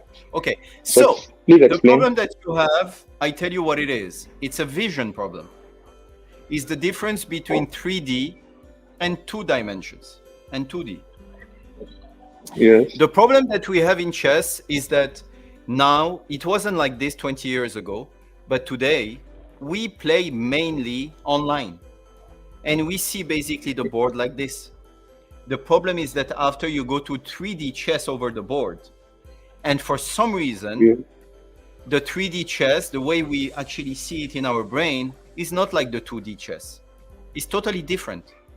Actually, you saw it in the match Kramnik against Jospem. On the board, Yeah, and it yeah. wasn't really time management. Okay, there was time management problems. But you could see on the board, Vlad is used to it, and he crushed.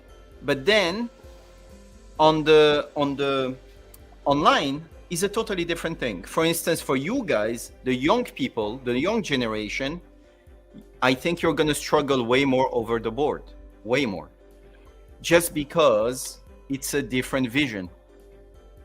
That's the thing. Did you not notice So, that it was what that you could we do couldn't to have improve the it? same? Say again. What could we do to improve it? More over the board. That's the thing. The only way to actually improve this. The problem is That's it?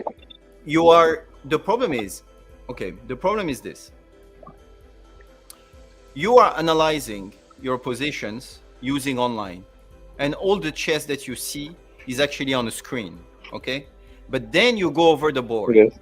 and it looks different. It kind of, do you feel it or not, Yash? Do you feel that Yeah, the way yeah. you calculate and Sometimes I feel that I am generally way more stronger than in online, but I don't feel the same level of strength in offline. Exactly. We feel like, you know what, you just don't see variations that you know online. You would see it straight away, but you can't see it on the Yeah. board. Man, the only thing you have to do, if you have a tournament, for instance, let's say you know in 2 weeks you have a tournament over the board, Yeah. classic Yeah. chess. Stop online, just get rid of it. Don't look actually at the board on the screen. Start only basically you put a chessboard next to you and you start Okay. analyzing the positions on the board. Because the problem is this: if you go to a chess club and you start playing over the board, let me tell you something. After 2-3 hours, your vision over the board gets better. You see what I mean? Yes, yes. So you need, basically, the brain needs to adapt. It needs to adapt. So do this. Whenever you have something, you have an OTB, forget the online for a Yeah. bit. Forget it. And focus on the chessboard, and your results are going to be much better. Much better. There is But no being other way able around. to study with only yourself, it's kind of boring. Sorry, say again. I just heard kind of boring. What do you say? I said that analyzing myself alone on the chessboard, it is sometimes No. pretty boring. That's not what I said. You have the computer next to you. You have the screen. Okay? Yes. But move and look at the variations on the screen. But move the pieces on the board. You see what I mean? You have both. Oh, Try to analyze when you're analyzing, but then you have the engine next to you with the computer. You have a laptop, let's say. Okay? Put the laptop, but Yeah. then when you're analyzing, just before a tournament, analyze on a chessboard. Okay, that's way better. So that's the only thing. To improve your vision over the board, the rest is going to be experience, and it's going to be most likely, if you say that you have problems over the board, it means that you are blundering more over the board, right? It is more of like the positional mistakes that I do over the board, So you which think I you make and which I more mostly. positional mistakes, Yeah, what are you or saying? you think you make more positional mistakes over the board? Yeah. Are you sure about this? Yeah, I'm sure. Okay, that's interesting. More positional mistakes. So it's like basically you can't see the plans, right? So Yeah, it's you know what it tells me this? I think that the main reason is that when you're over the board, you are next to someone, which means yeah, it is possible that you are dealing with some nerves and yeah, psychological exactly, problems when you're exactly. facing someone. It's I'm shaking, like my hands are shaking. It's very Exactly. nervous. Yeah, I got it. Yeah, exactly. Yeah, that's the thing. Yeah. So for this, is all about caring. It's all about caring about the results. Just go and play a chess game like it's just a chess game. Play a chess game to play the best moves. Don't play a chess games to win. I know it's counterintuitive to say, I'm starting the game because I want to crush the guy. Okay. Yeah, But if the thing you just said that don't just blindly follow the results. Actually, I was playing in the tournament and my opponent said that as well. He was an old guy. okay. Yeah, And but yeah, he said exactly what you said. yeah. So the only way to actually do this is to stop caring so much. You should care way more about playing the best moves. At the end of a game, man, first of all, stop caring what people think. Stop caring what your family is going to think if you lost the game. I had this.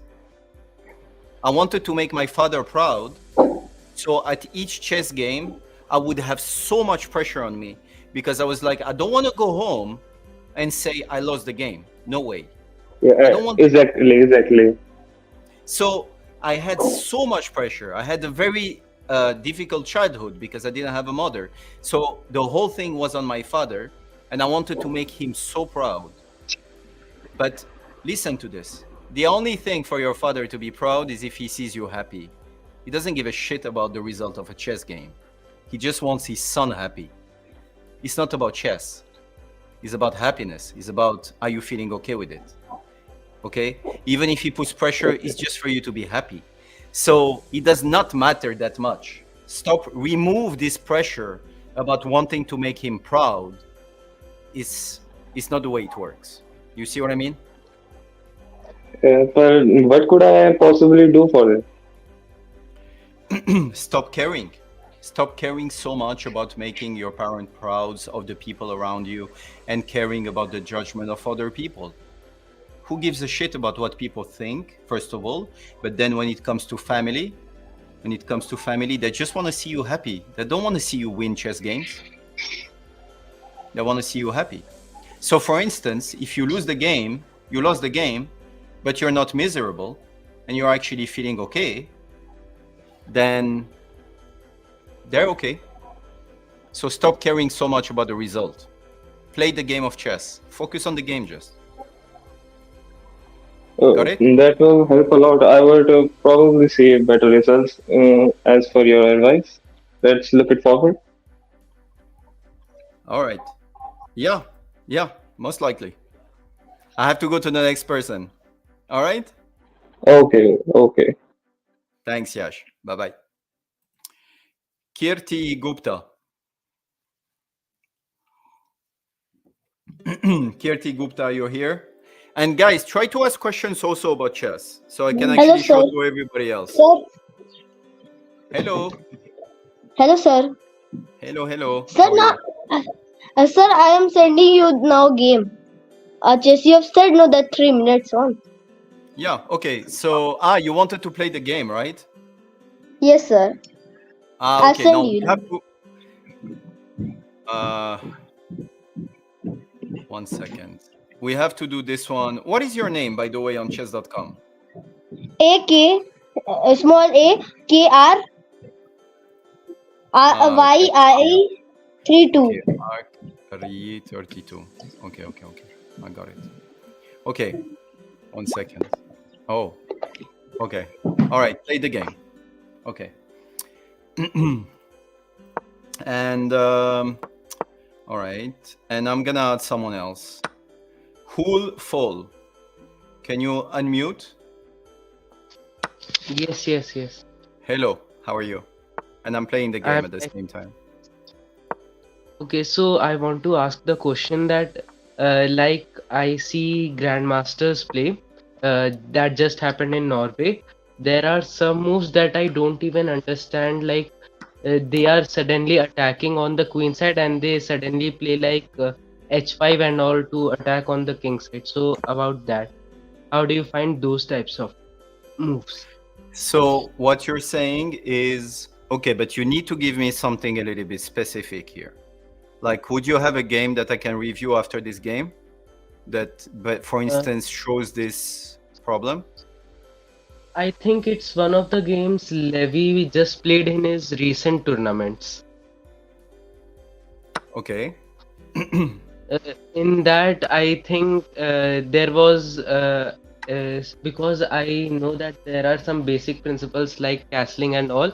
You have to protect Okay. your king, but they just ignore that at those levels, and then they just start attacking and throwing pieces towards the king side or the queen side. Yeah, I know So it those happens a lot actually. Yeah. So because when I try to do that, I get checkmated within 10 to 15 moves. Okay, I see.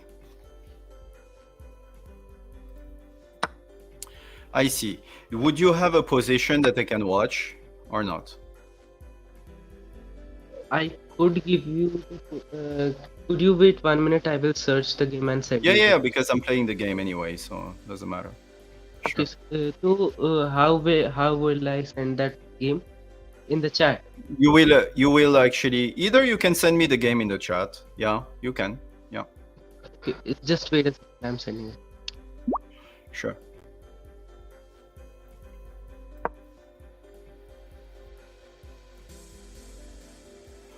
Okay, so we're playing this game now, this Caro-Kann against our friend 1479, who is 8-year-old, I think. Sir, Yes? sir, I am 13-year-old. Oh, you're 13. Okay. Sorry. Sorry, I spoke to so many people that I get confused now. You're 13, you're 1479. I don't think you made any mistake yet. Everything is fine in the game. I don't think I have an advantage. Maybe because you have a weak pawn here and I have an amazing bishop here. So you have to be careful about checkmate, obviously. But yeah, 13 years old, impressive. You see, that's the difference with this bishop, actually, who's hitting against granite. Here we're going to take the column this way with rook d8. Take the column. All right. But it's not that easy to actually really progress here. I mean, not easy at all, actually. Not easy to make progress. Oh, no. Whoop. Now it's easy to make progress. You see, there is this thing that we don't see the lateral attacks. I see a lot of people actually who make this mistake. Yeah.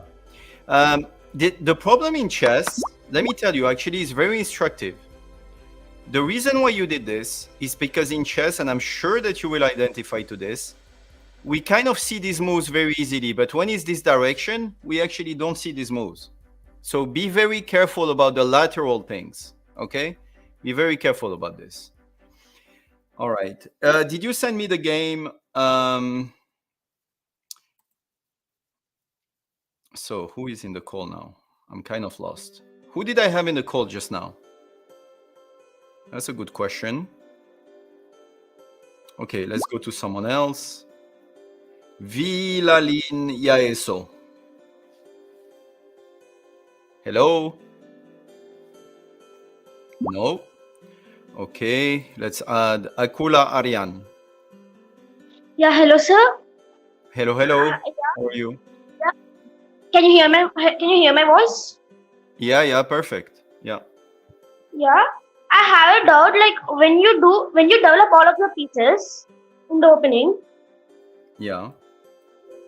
like what do you do next? When you develop everything and you are ready to do, like you are ready to attack, and you did castling also. What do you do next? So, say it again. When in the opening you are exchanging a lot of pieces, you mean? No, like I'm developed. I castle my pieces, and the queen is like the bishops are in the center. Everything is like good for me. Yeah. Like what do you do next? Do you have an example? Do you have an example of a game you want to show me? I don't think so. Means I have to Okay. go outside. So,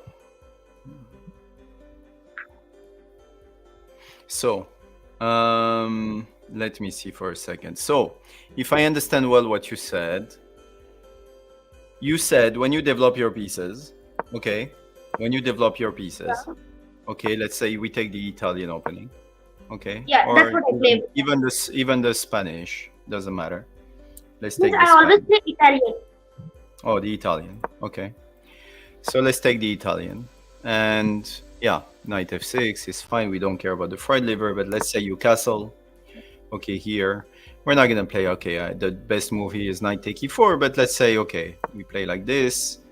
d3, castle, bishop g5, d6, knight c3, and the development, and bishop g4. Okay, let's say you get a position like this. Yeah. Okay, what is your question from here? Like how to build a plan?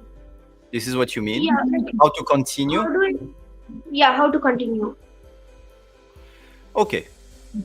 Wow, you realize that this is a topic that is I could answer to you every day for the next 3 years. But okay, first of all, you have to identify your strengths and weaknesses that you have in the position. Let's say you're playing with white here. You have to see. First question is, this guy is playing with black. I want to win. What are his weaknesses? The first one that I see is this knight. This knight is pinned, right?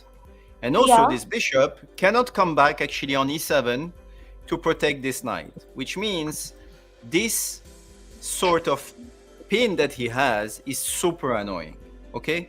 Can I use it to my advantage? Can I add pressure on this piece now? So first you make a statement. So how would you make pressure on this piece? Add more pressure. Moving knight to d5.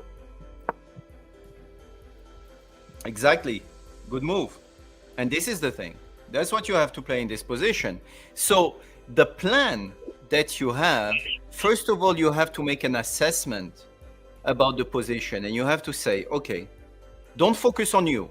Focus on the position of your opponent and be like, what are his weaknesses? Is there something I can capture? Is there something I can add pressure on? Am I supposed to attack on the queen side or the king side? All these questions are the kind of questions that you ask yourself to formulate a plan. So here, when we were like this, we asked ourselves, what are the weaknesses that black have? The only one really that I found is this pin. Everything else in their position is perfectly fine. So I'm like, okay, can I add the pressure on this one now? Yeah, I can. Knight d5. You see what I mean? Yeah. But if you don't ask the right question, and okay, let me add this. If let's say, okay, so if let's say you don't ask the right questions, you may start playing moves like this, you know, h3, a3, b4, rook c1, whatever, like some moves that make no sense, basically. But And then what if I play like I'm kicking out the bishop. Yeah, okay, but what is it doing? The bishop is coming here. Would you rather have the bishop on g4 or on h5? Does it make a difference? Not really. No. The only reason why you play h3 is if you're ready to play g4. But do we want to play g4? No, because it is gonna weaken our king. Yeah, well, it's fine to play g4 actually in this position, but I'm talking in general sense. Playing this move is weakening the king, right? Yeah. So at beginner level, I would avoid actually this, which means should I play h3 if I don't want to play g4? I'm not so sure actually. So you see that h3 doesn't do anything because look, h3 and I'm here and there is still this pin. And by the way, he has actually this threat, right? Yeah. Careful. He wants to play knight d4. So if I was playing actually here, I would go knight d5 because I'm the first one to create a threat, right? Okay. He has to deal with it, okay? Or, I mean, first of all, there is no way to deal with it here. I don't see how, because I'm gonna take next move, right? What if you play knight d4 here? Knight d4, I just play g4, so it doesn't work. Oh. Yeah. So it is gonna unpin it, and I'm keeping pressure on his knight. What? You do this? No, I'm telling I'm keeping pressure on his knight, and also I'm unpinning my knight over there. Yeah. This g4 is perfectly fine to play this kind of moves when the position of his pieces is not very dangerous on your king. You can play it now because you have a direct ID. If he moves bishop g6, for instance, now you can take the knight in the center. You understand? Because when he takes, look what we can do. Remember our plan at the start? It was this one, right? This was our threat. But now I can add an extra pressure. I can play this. Now it's 1, 2, and 3, and I'm winning the pawn. I'm winning. I'm totally winning here. Actually, the engine is saying it's almost +2. Because on the next move, I'm just going to take, you're going to take, and I'm going to take again, and I win a pawn, and I weaken the king. But you see how we came to this, in this position. He played bishop g4. The first thing that you did is that you have to create an assessment on the position. Like you stop in your mind, and you say, okay, what are his weaknesses? What can I exploit? How can I go after him? Okay? And this is how you find the weakness of the position. Got it? Yeah, got it. And how do you come up with a basic tactic? How do you come up with a bishop tactic, you said? No. There's a tactic,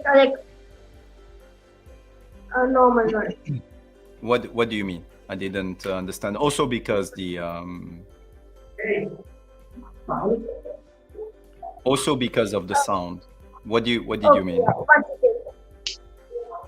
Yeah, how do you come up with a basic tactic? I'm asking. Like, how do you win a queen in this? Like, how do you win some pieces? Like in another way. We discussed one way. Like, is there any other way to win any pieces? Extra material. You mean in this position? You mean? Yeah.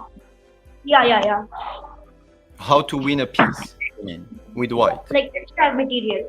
You know, in chess, it doesn't depend on what we want, and that's the thing again. Chess is not about what you want to achieve in chess. Like, of course, in chess you want to win a piece, you want to checkmate your opponent, you want to create forks. In chess, is all about what the position is sending you as a message. You see what I mean? Yeah.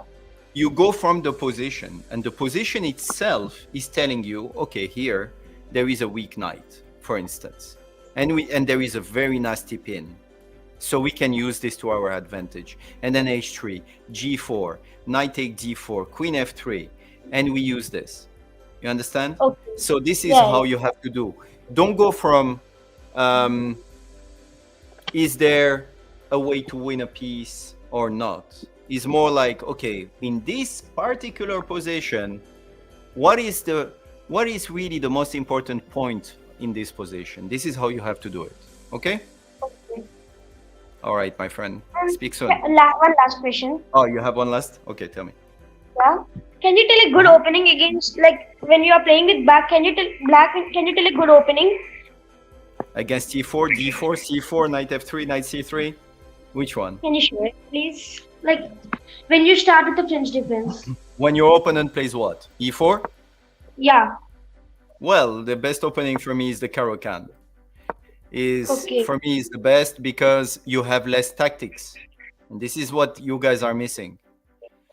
When you start chess, but for me, Caro-Kann is a little complicated. It feels like that. I learned it, but I miss some middle game. I don't know how to continue the game in the middle. While I was playing. Yeah. Okay, I see. Like for instance, like in this kind of variations, let's say the advance, knight f3, e6, whatever the guy plays, bishop e2, knight e7, castle. Okay, this kind of variations, yeah. And then you can go with c5, you can go with bishop g4. One thing you have to understand about the Caro-Kann. Yes, it's true that it's not very dynamic as an opening, and usually the center is blocked, right? So, and one thing that people struggle with is that you do not have too much space for your pieces. And that's usually when you say to yourself, oh, I don't know how to find a plan, I don't know what to do next, is because you are missing space. You are missing space. Here, white with their pieces have more space than black, usually in the Caro-Kann. But here the thing with the Caro-Kann is that the plans are very easy. He has a pawn structure that is like this. I always need to attack the base of the pawn chain, which means I'm going to play with moves like c5. Okay? This bishop, I'm going to put it on g4, and then most likely I'm going to exchange it. Why do I move this bishop from here? Because I want to jump with my knight here. Why would I want to jump with my knight on this square? Because I want to keep putting pressure on d4. Your plan here in the advanced variation is to play on the d4 pawn like this. The knight goes here, the bishop here, putting pressure like this. The rook is going to come on c8. The bishop is going to come here. You're going to castle. Okay? And the queen most likely will come on b6. So it adds pressure. This is your plan. The plan actually is very simple. And the reason why I say that the Caro-Kann is good is because the plans are very easy. So you're reducing the amount of mistakes that you can make in the opening. Okay? Okay, yeah. Otherwise, it depends on what kind of player you are. If you're a very tactical player, here, and then you have to go with the Sicilian. It depends on you. But if you're going with the Sicilian opening, there is a lot of traps, a lot of tricks that you have to know. So you have time. You basically need to study way more the Sicilian opening than you have to study the Caro-Kann. Okay. Okay? Yeah. Yeah. Yeah. Yeah. Okay, thank you, sir. It helped me a lot.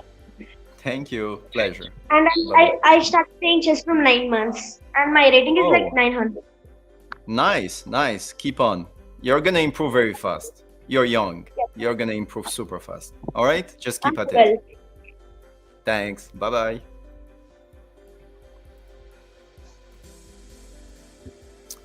So, Chesscape is OP. Hello. Hello. What is OP in your name? OP means overpower. Overpower. Oh, overpower. Okay. I hope I will. I hope I am. Thank you. Thank you. What can I do for you today? My rating is above 1200 in chess.com, and I am stuck since 1 month. Like I am gaining or losing. But I am not. I am not able to gaining more. So you're not. So you're kind of stagnating at 1200, and you want. Since when you have 1200? How long did you stay at 1200 rating? Since 20 days. 20 days. Okay. Yeah. All right. Okay. All right, it's the new generation. You guys want to improve very, very fast. Okay. What have you been working on? Did you try to, after each game, to analyze your games? Yeah. You are sure? I analyze every game. You analyze every game. Okay. All right. What would you say are your biggest problems in chess? My biggest problem is like I am confused in openings very much time, and also I don't understand pawns moving or taking the pawn. Like I don't understand if I need to take it or just push it. I am so confused in this. So first of all, you have to watch the video that I did about pawn structures. Yeah, it's very important. Yeah. Okay, because yes, you know, Capablanca used to say pawns are the soul of the game. Yeah, and it's very true. And I think that the way to improve, actually, as a beginner, is to improve the pawn play and understanding of pawn structures, because of the flashy chess sacrifice and stuff, queen sacrifice, etc. We want this to happen so much, but the reason why usually we get a very bad position is because of our pawn structure more than anything. Okay, would you have a game that you can show me? I don't really have now game, but Okay. let me see. Okay. Have a look at the game and I come back to you, okay? Try to find a game and I come back to you. Hello? Chesscape subscriber. Thank you for subscribing. Hello? Hello, Hello, how are you? I'm fine.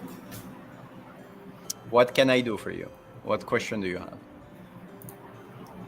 What's your rating, Fide? My rating?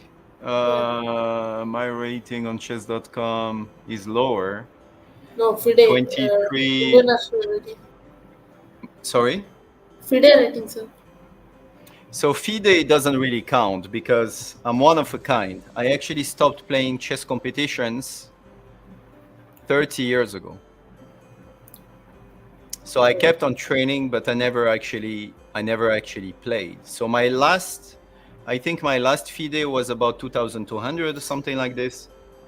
But today, well, everything has changed in the last 30 years, but because I have a day job, I'm not like Gotham, so who is basically mainly doing chess.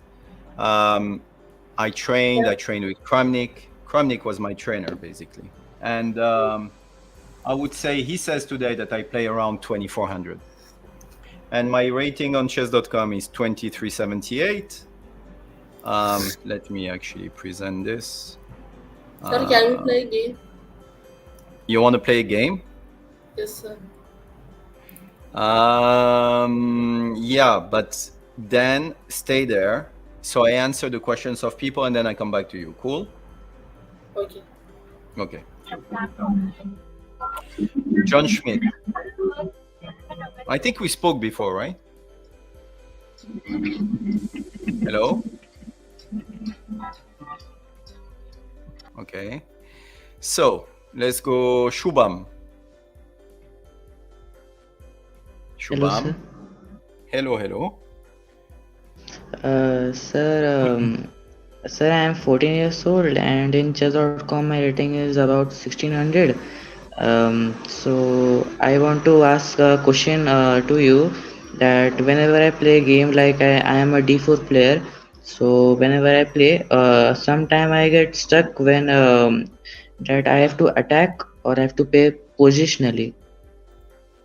So you mean you don't know if you should play for initiative or if you should play more positional, right?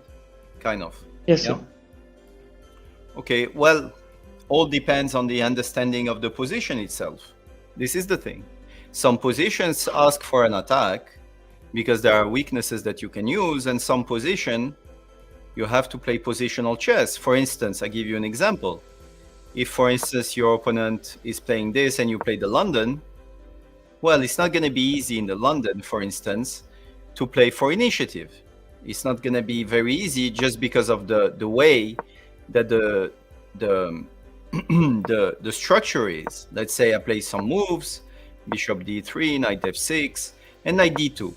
Okay, so on this, for instance, bishop e7, the knight is going to come out, castle, castle. Okay, like the pure London opening. Here, it's a position where, compared to, for instance, an opening like the King's Gambit or like, the Danish Gambit and all these things, like, what sort of attack do you have? His king is super safe here, So this position is asking for more positional understanding of the position. So the problem is whether to decide when to attack, when not to attack and play positional. I would say is more about understanding the nature of the position. You see what I mean? Yes, sir. Yeah, it's all about understanding, okay, in this position, I don't think I would have an attack. I don't think I can exploit a weakness. So I'm just going to play positionally. But I don't even think that we actually ask ourselves this question. It just comes with practice, It's about what openings do you play? D4, and then Sir, you play against the King's so I Indian. play. So I play from white. I play a very rare line that is called the Jubaba London system. Yeah. Okay. So you play the London. So let me tell you something. If you play the London, Sir, not the London, sir. Sir, not the London. which one you play? So give me the Sir, give me the moves. Sir, D4, D5. Mm-hmm. So then knight C3. Okay, you play the Jobava. Okay, all right. Let's say I play knight F6. What do you do? So bishop F4. Bishop F4. Let's say I play this. What do you do? Sir, F3. F3. Ah, okay. I see.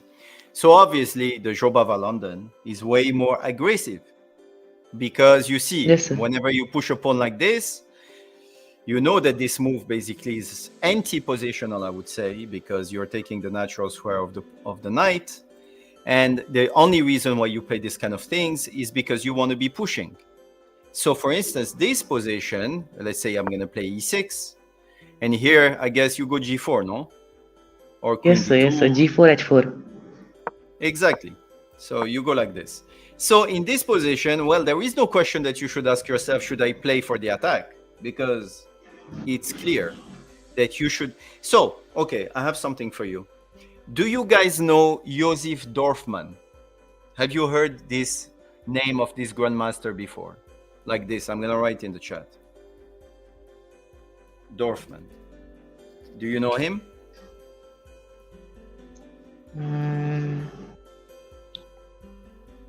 No, sir. I'm about to drop on you actually the best advice of the day, I think.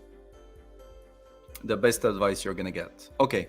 Josef Dorfman used to be Etienne Bacrot trainer when Etienne Bacrot was the youngest grandmaster in history at the time. Actually, the funny part is that in 3 days, Etienne is coming.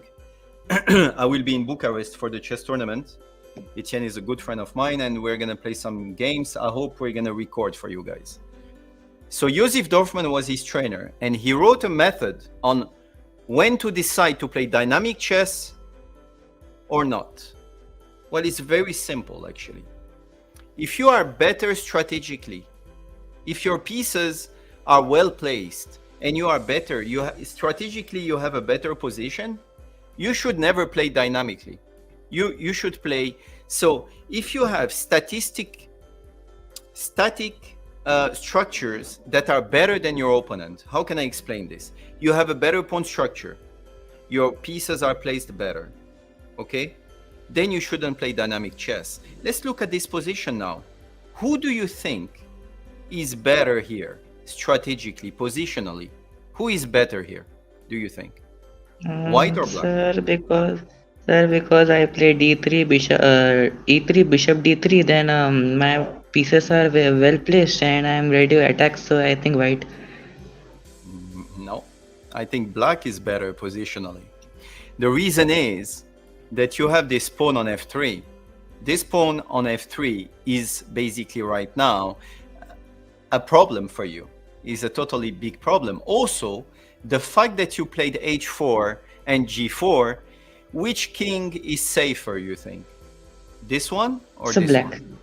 Exactly. So the Exactly. so the problem from black is that if black castles king side, then he's in big trouble actually. Okay, but no. Let's go back to the technique. The technique is to say, how is my king's position? How are my pieces? How is my pawn structure? Who is better positionally? Now we understood. Black here is better positionally. So Yes, sir. whenever in your mind you say black is better positionally, then black should not play dynamic chess. What does it mean to not play dynamic chess? Try to not exchange pieces and try to not change the pawn structure. You got it? So Yes, now sir. here, in this thing, black should not exchange pieces as much as they can, and they should not change the pawn structure, especially in the center. For instance, here, okay, the move is h6, okay? Now, do you go e3 or e4? Or Say queen e3. d2? e3, okay. You go e3. I'm gonna play a6. What do you play? So I'm bishop not gonna d3. change the structure. It's gonna be you who is worse dynamically, who is worse positionally, who needs to change the structure in the center or exchange pieces. So from now on, whenever you are better positionally, you do not change the pawn structure and you try to not exchange pieces. If you are worse positionally, you do the opposite. You try to change the pawn structure and you try to exchange pieces. Got it? Yes, sir. Okay. Why is that? Because when you're better positionally, the more the game goes, the better you get. And usually you get better end games. So you don't have to change the nature of the position itself. Okay? Yes, sir. So right now, a6 and you play, let's say, bishop d3. Okay? Now I'm forced to take. So for instance, of course, I don't want to exchange pieces, but I don't want to let you actually take. So I'm going to take on d3, and you're going to take back with the queen. And now I can play c5, I can play bishop e7, castle. This is the point. I'm going to go c5, for instance, in this position. What Yes, do you sir. play with Castle, what? sir. Long castle. Long castle. It's a long So castle. you're an attacking player, yeah? You like to attack in chess. Yes, sir. So now I have a question for you. Now, should you push or take? Remember what I just gave you as a rule. So Remember, push. who is better positionally? So black. Black. Do you think black Yes, should sir. take or you think black should push the pawn? Guys, you can answer So, actually. so I think push. You think push, yeah? Exactly. You understood it. Actually, now that you know that black is better positionally, do not change the nature of the position. So you push. If you take and the guy takes back, look what happened now. You see this? It gives him some counter power. So you are better positionally. You do not have to force things at all. Just go c4. Let him try to prove you that pushing these pawns like this actually is good. You see what I mean? So the difference between knowing when to play is not really for the attack or not for the attack. It's more like positionally, static, or dynamic. Okay? And I recommend you guys read the book about Joseph Dorfman, about this system. It's really great. White is playing for an attack. White is playing to crush black here. They want to go everything possible, right? But you do not have to. With black, you are better positionally. I play static. I don't play dynamic. Remember this now, from now on, yeah? Okay, so c4 Yes, sir. definitely is the best move. Yes, queen f1, and then you go like this. Sir, I think. Bishop e7. Yeah. So I think queen d2 was what I should have played. I think. In this game, Yes, sir. After c4. No, sir. After c4, I think I have played queen d2. queen d2. Okay. Now I go b5.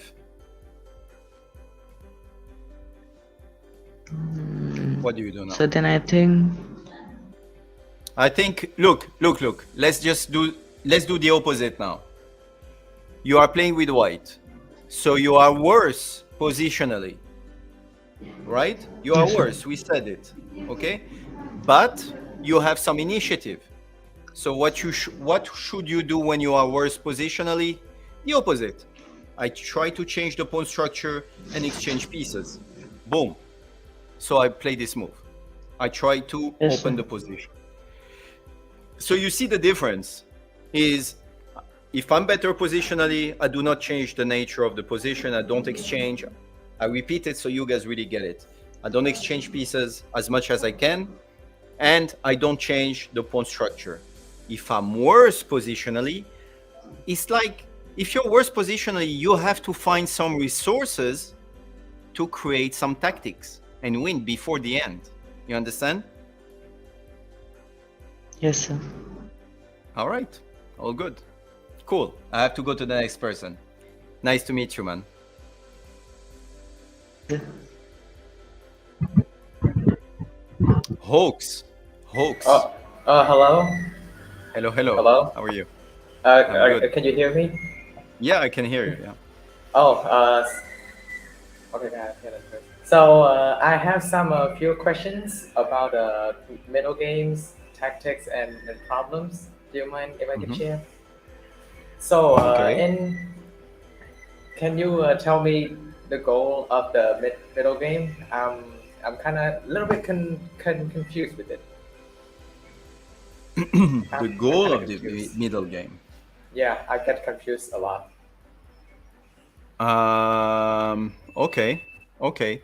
So you kind of like, okay, you get to a middle game and then you're lost, right? You're like, Yeah, I don't know yeah. what to do next. Okay.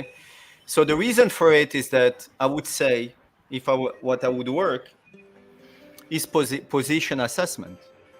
So understanding what the position is asking for, you always go from a position. Let me give you something else. Let's say the guy plays the King's Indian, for instance. Okay. Let's say the guy plays the King's Indian. Okay, the classical thing, bishop e2, e5, and let's say the guy plays castle. Okay. Now you get to this position, pretty much like almost all pieces have been developed. And now let's say you're playing with black. Okay, let's change this. Okay, let's say you're playing with black. Do you get lost in this kind of configurations and you're like, okay, what am I supposed to do? Yeah. Yeah. Okay. So the only way to actually answer this question is to understand what kind of position this guy in front of me has. What is the nature of his position? What are his problems? It's a little bit like, you get to an interview, a jobs interview, and you're like, this guy is asking you a question and you're trying to figure him out and he's trying to figure you out. It's exactly the same thing here. You go from the position. Is there any weakness? That's the first question. In his camp that I can use to my advantage. Is there anything you think? What do you think White's weakness is?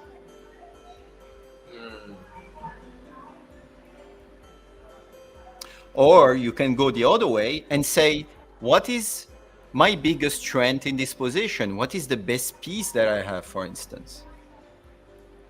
The bishop, I think, or the knight. This one, right? Yeah, the queen Exactly. side. This one, you mean? Yeah.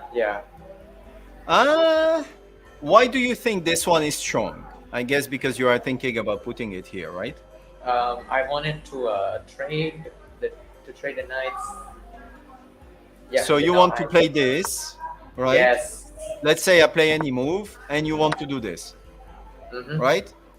Okay. So then it kind of goes against what you just said, because you just told me that your bishop was strong. If your bishop is strong, if you think a piece that you have is strong, you don't want to exchange it in chess. You want to keep it, right?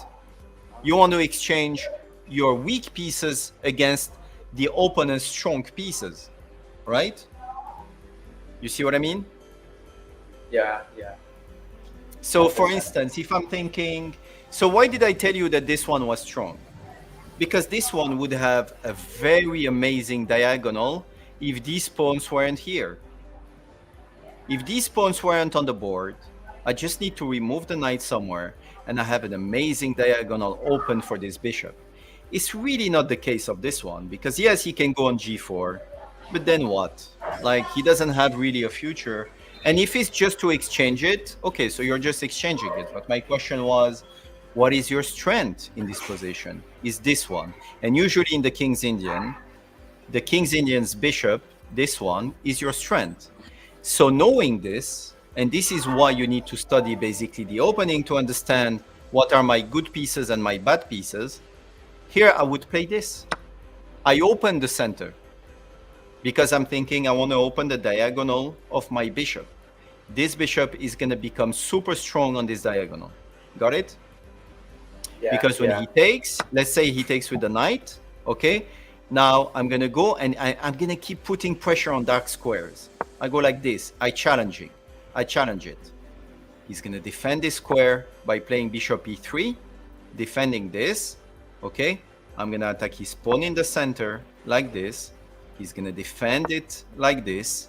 And I keep putting pressure, remember, on dark squares. So I play knight h5. And I finally open this amazing bishop. But if you don't know that this bishop is the strong piece in your opening, then you can't find this plan. Actually, I can show you guys a very fun trap here. Look, usually they go like this, queen d2. Now you take the knight, the bishop takes, and you do not take the bishop. In the King's Indian, you play knight f4. This. Because if the queen takes the knight, now the bishop takes the bishop. And you have an amazing bishop controlling all the dark squares. But what happens if the bishop takes the bishop? Can you guys tell me in the chat what you play with black here? And you as well, folks. What do you play with black here? There is a very strong move with black here. Do you think I can take Do you bishop? just take back the bishop? Take the white Boring. bishop, I think. Take the white bishop. The white bishop. Where? On the king side. So the king takes the bishop, you mean, yeah? No, the e2 bishop. Oh, you take this one. Yes. Okay, if you take this one, I'm just gonna take back. Then you take this, and look, we're already almost like an endgame already. But the position is flat. There is not much. So no, I have better here. What do you play with black? Ooh, I see it in the chat. Ooh, I see it. Don't take back the bishop. Play this. Amazing. So now we're threatening checkmate on the next move. But you see what the problem is? You can't even play this because there was also a discovery. Check. Give me the queen. Yeah. So wow, something got broken here. What was that noise? You like the sacrifice that much? So yeah, that's the thing. You have to be careful. But you know what? What if I tell you that this position actually is not winning for black? But you know how many people actually resigned with white here because they think there is checkmate and knight h3 and they can't actually just get rid of it now. But there is a way with white to save the position. It's hard to believe, but it's true. There is a move for white, guys. What is it?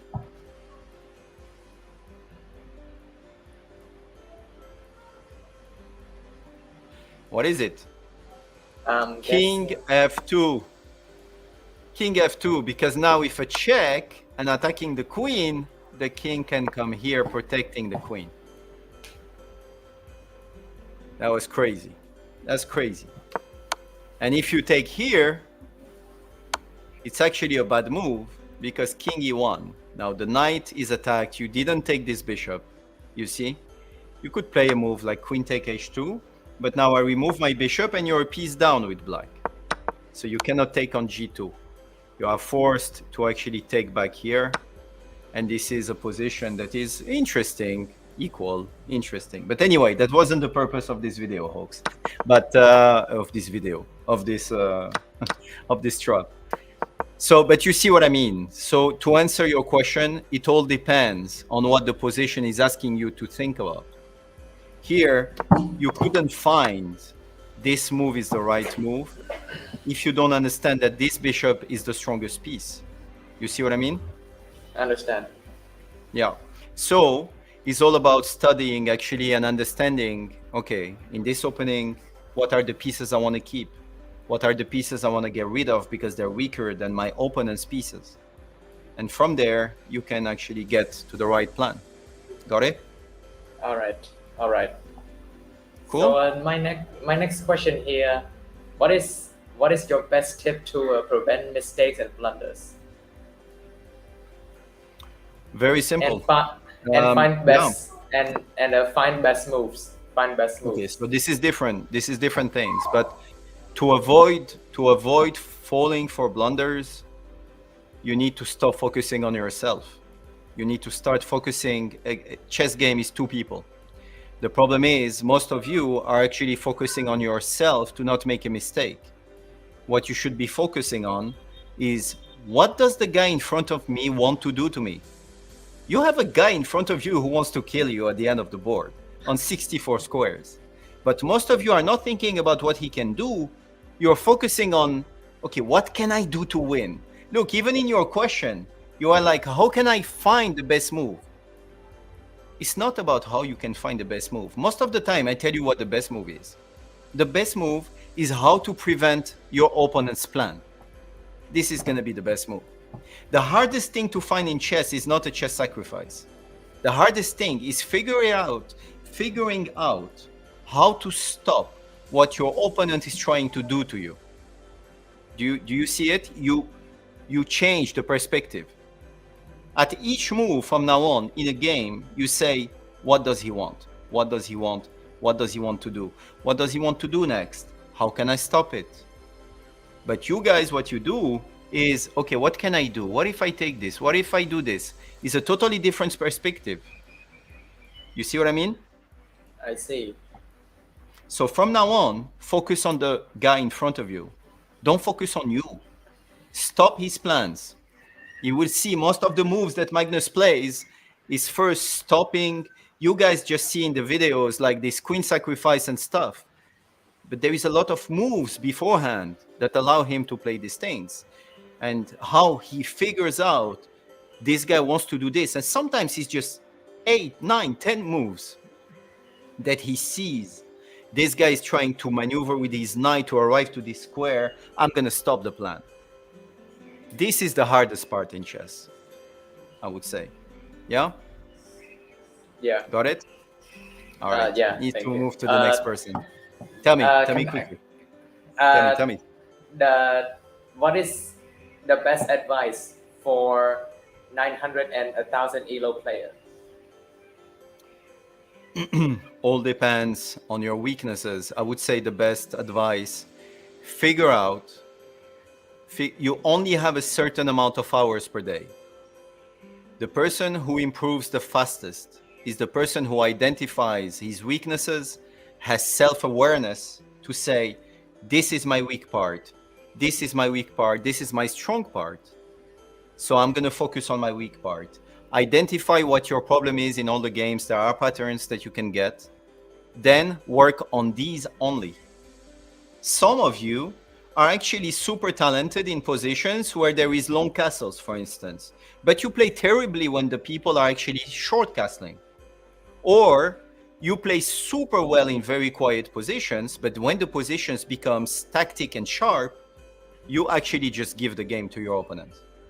You need to identify what type of player you are, and from there, you work on these points only. Got it? Thank you. Thank you. I'll be leaving Pleasure, today. man. Thank you. Thank you. Pleasure. See ya. Longlin H. I don't know how to say your name, man. I don't know. Man, girl, I don't know. We didn't have any Hello. girl actually on the stream today. Hello, hello. I did you my game. Check it out. Sorry? Say again. I sended you my game. You told that, Yeah, na? where is your game? Yeah. Tell me. What is your game? I sent it on that chat on StreamYard. Editors. Okay. Let me see, because he must have been. Wow. Do you know what time you sent it? I sent it. Wait. I Can sent it a anyone long actually time. find the game and repost it for me? Can you repost it now? It's okay. Wait. I can't see the game, but I need to go back. I Where is sent the it. game? You sent it? Let me see. I don't see it. No, Where did you? I sent it at StreamYard. Where you are on that chat.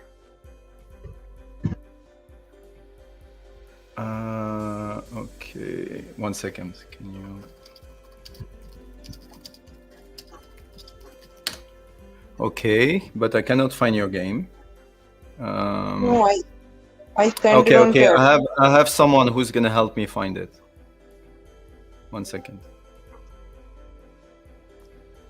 Lower your voice. Ahmed, who are you speaking to? Me?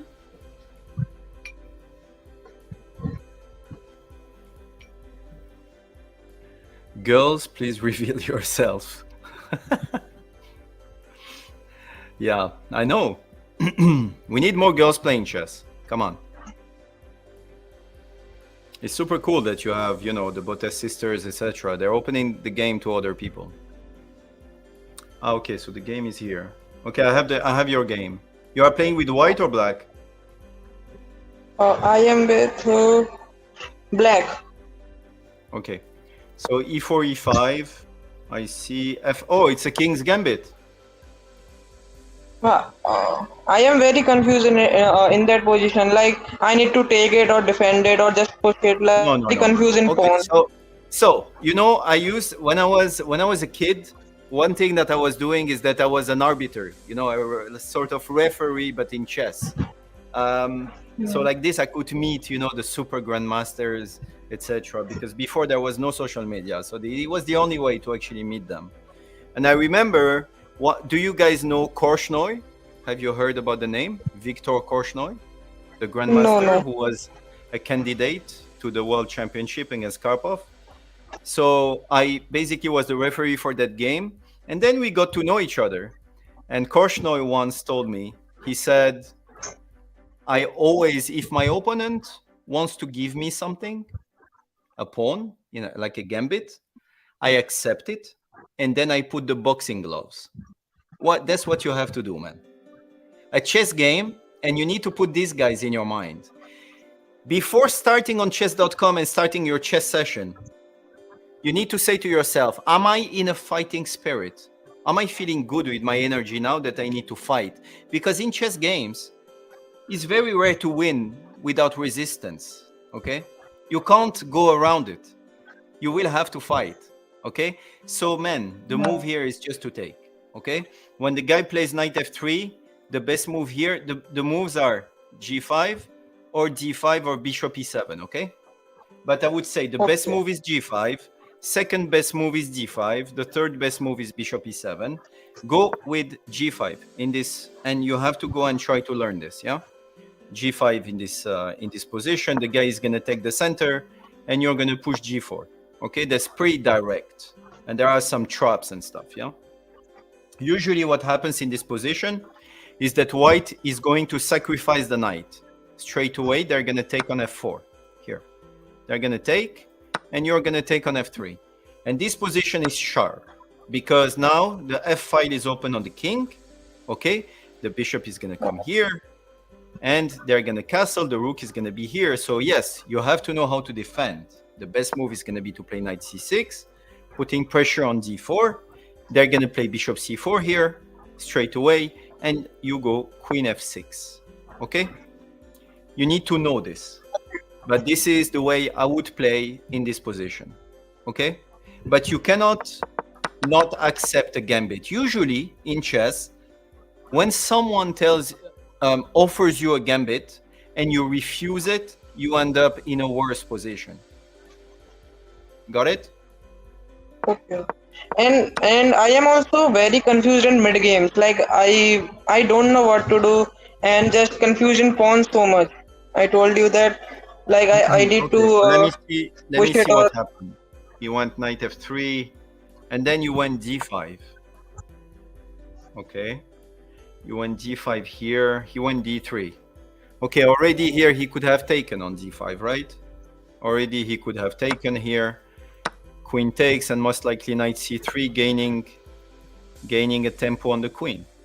Would have been way better because you have to move again. Most likely queen here.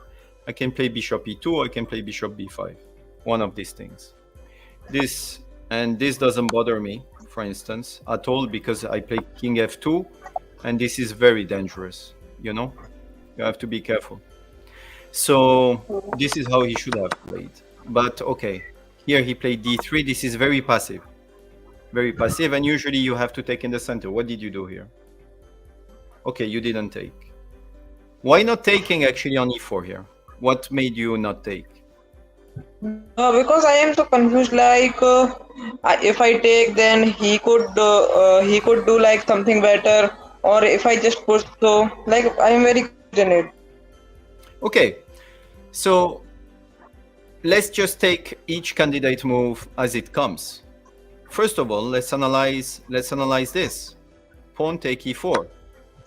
Okay, because well, he has one option, which is pawn take e4, and now I can just exchange queens. Do you remember you didn't accept the gambit because you were scared about the attack that people playing the king's gambit have, right? But now suddenly this move allows you to exchange queens, so you're reducing the amount of activity for your opponent. Then you just play bishop g4, you pin these two, and then you long castle. And you see how harmonious this is, right? You see it, right? Black has no problem at all, actually, in this position, because you're gonna long castle, but his king stays in the center, and you're gonna use this to your advantage. So here, when he played d3, you should straight away take in the center. What did you play here? You played bishop c5, which is not a bad move. You're taking an amazing diagonal here. And he took f take e5, and now you played bishop g4. Okay, so there is one thing that tells me straight away is you need to work on your pawn structures. Okay? Yeah, I know. So this, I think, will make you gain the biggest elo. That's what I see straight away. Because again, here you should have taken on e4. The move was to take on e4 again. Okay? Again to do this. Yeah? And I don't know, like can you suggest any good opening for black? Like I don't want to play with black. Like I'm so confused to play with black, and I am already in disadvantage. That's why. So against what move? e4, d4, knight c3, knight f3. Which one? E4. Okay. I said already that you should play the Caro-Kann. Definitely. This is for me, and for this, you guys have to do a very simple thing. You go to all the games that Karpov played with black in the Caro-Kann, and you will understand all the plans. And followed by d5. So the guy is gonna go like this. You go d5. Okay. You're always gonna pre-move these two moves. Yeah. Now here they can either take, they can push, they can play knight c3. There is all these moves. The main move here, or yeah, they can take, you take back, and they go with the Panov variation, for instance. Here, you're gonna develop your knight on f6, you support your center, they keep adding pressure to the center, and you go e6. Okay? And you play this, bishop e7 and castle. Okay? So, but the Caro-Kann, yeah. Also, you can watch the videos that I did on this, but I would say the Caro-Kann for beginners is the best, man, because if you go with e5, there is a problem that I have with e5 is that all the videos now that you find on YouTube are on e4, e5, which means a lot of people actually know these openings. You are not surprising them. Of course, there is videos on the Caro-Kann, but not as much. And also, on e4, e5, now they know all the opening traps, all the IDs and stuff. Yeah. Same with c5. They know a lot of things on the Sicilian. Go with this, man. Yeah? All right? Okay. Thank you very much. My pleasure, man. See ya. Can I ask? Hello? Yes. Hello. Hello? What's your name? My name is Longling. Hello? Hello. I hear you. Hello? I hear you. Hmm? Hello? Huh? Yes? Hello? Do Can you hear me? Yes, I can hear you. Oh, Yeah. Okay, my name is Longling. Okay. What's your rating? My What's your rating is 1,000. 1,000. Okay. All right. What is your biggest, anything you want to share with me? A position or anything?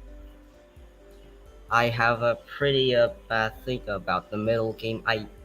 When I have like a very good position, I just somehow blunder and lose everything in just a move. We all have this problem, man. Yes. A lot of people actually. Yeah, of course. Otherwise you would win all games. But yeah. Okay. So is it a question of focus or you think is a question, is a technical aspect? I just like when sometimes my brain just thinks that I need to play this move. So, okay, I see what you mean. Sometimes it's just you are thinking about something, but then you know what this tells me? I play something and I just play it and didn't even think it's just a problem myself. Okay, so you just play it and then you kind of realize that it wasn't a good move, right? Yes, sir. Okay, so are you playing very fast or how is your time management? My time is pretty limited. My mom keeps taking the computer away so he can use it for class, so sometimes I have to play fast so I can finish the game before my mom takes it. Okay, so my feeling is that you're playing with the hand more often than you're playing with your brain. Yes. You see what I mean? So all this is a question of focus, motivation, focus, discipline. Okay? Also playing at the right time, not playing. Usually this happens when we're tired. If you're very tired and you open a game, it's really hard to think straight. Okay? So you have to make sure that whenever you start a game, you're actually ready to play it. I mean, chess can become like an addiction in a way. Okay? But you have to be careful about this. All right? But the only way is to just focus more. And let me tell you something, if you're playing online, because I also play poker, and one thing that I do is that I think out loud. So one thing that you can do, you know, the reason why this happens to you is that you're not in the moment when you're playing this move. What I mean by this is that you're not focused on the now. You need to be focused now. You know, when sometimes you kind of realize that you're not conscient, you see what I mean? Yes. Is this thing. So for this to come back to the moment, to be in the zone, like we say, there is one way to do it is to speak out loud. So next time in the game, you're like, okay, if I play e4, blah, blah, blah, but you don't think it in your mind. Think out loud. Because when you're thinking out loud, you're in the moment. So it reduces the amount of mistakes. Got it? Yes. Okay, my friend. Let's go to the next person. It's already been almost 3 hours. Let's try to focus and let's see. So, Anuhas Zoisha. I think I didn't say the name properly. I'm sorry. I surprised my opponents right from the beginning. White Polish opening, black Queen Pawn opening, Dutch defense, black King's Pawn opening, Scandinavian defense. Okay. All right. Anuhas, can you unmute your mic?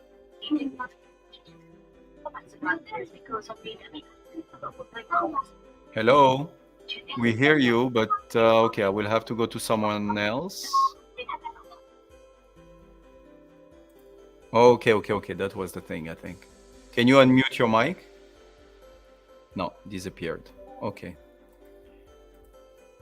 All right. Hello. Chesscape subscriber. Yeah, hello. How are you Yeah, again? I asked you for a game. Can we play Yeah, a game earlier? sure. So, what is your nickname on chess.com? And from now on, guys, I'm just gonna play games. So if you want, you can queue, and we can play and discuss the game at the same time. So just do this. You can come and play against me. So, what is your nickname on chess.com? Hello? It is MA. Can you write it in the chat, please?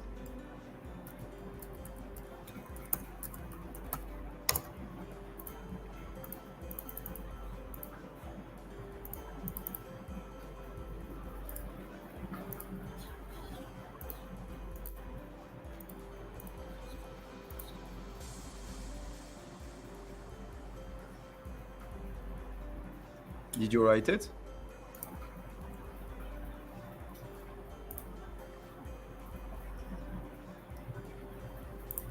Hello?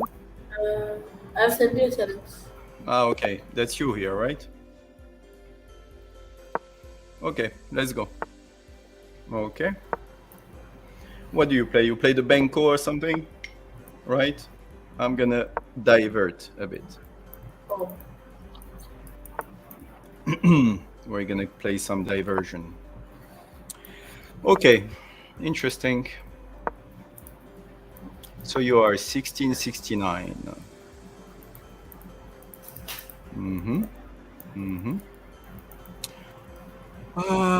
Okay. What are you gonna develop? What do you want? Do you want this pawn? That's what you want, right? Yeah. Okay, but I'm not gonna give it to you. No way. No way.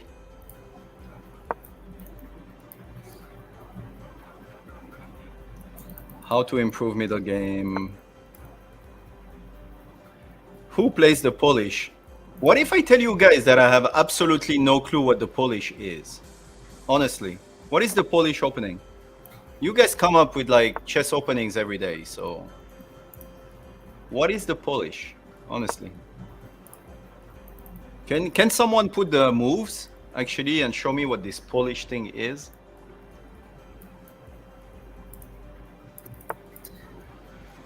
Okay.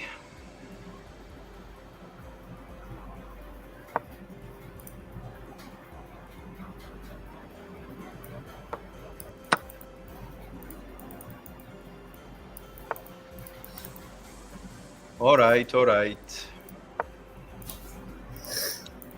People at 1670 play very well these days, huh? Wow. Very well. Okay. No mistakes. How am I gonna win if you don't make any mistake? Can you tell me? Same like Nimzo Larsen. Okay. You're gonna get the link. Tanai Shah. Youssef, can you add the link for Tanai Shah? He wants to join, I think, on the call. I think so. Oh, it's good. All right. Let's go with this. Okay. So you have to be careful with moves like this because, well, what do you have in mind? What if I play b3 here?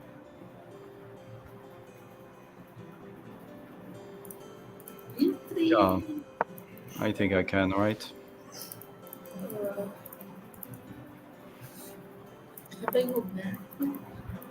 Okay.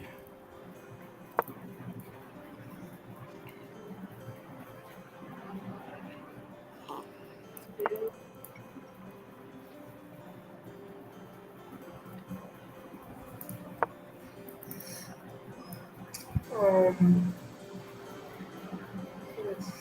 Maybe. Oh, okay.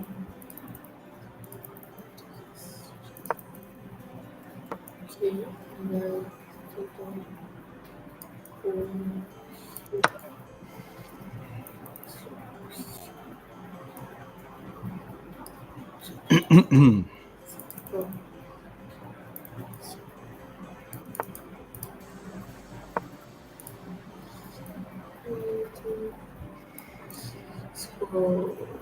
yeah.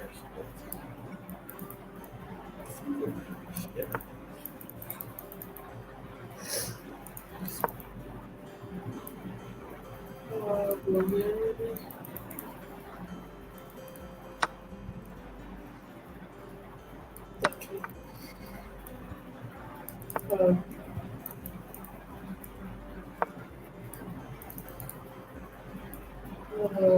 Six.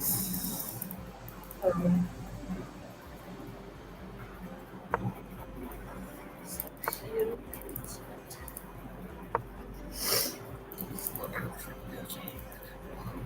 Oh, yeah. This one.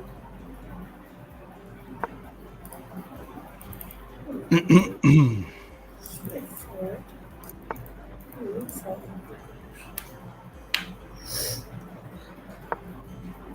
Oh, I gave you a piece. Oh, thank you. What did I just do?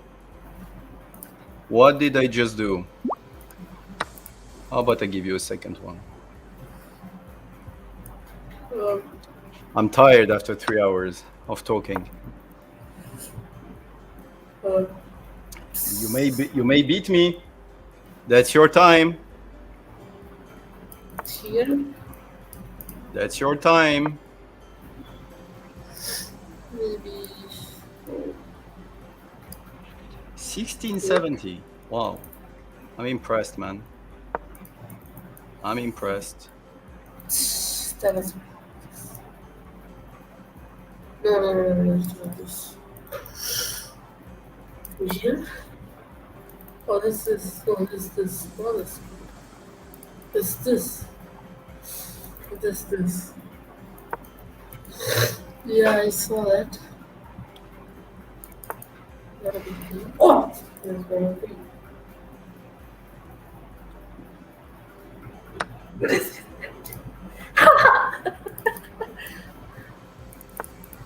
What did you do? It was your time, man.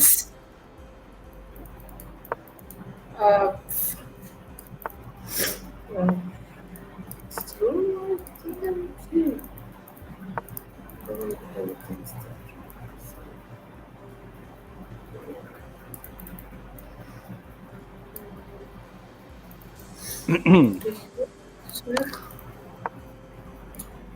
just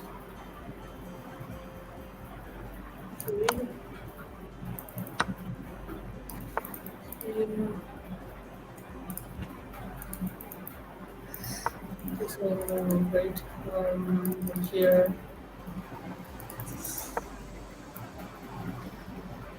This one, right here.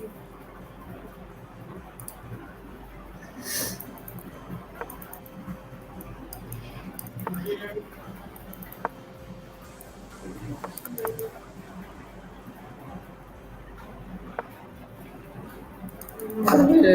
Oh my god, where is that?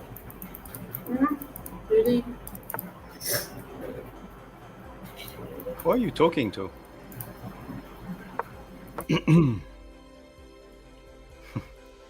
You muted, yeah?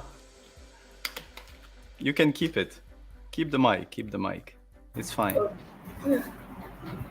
It's more fun like this. My night has no squares. It's okay.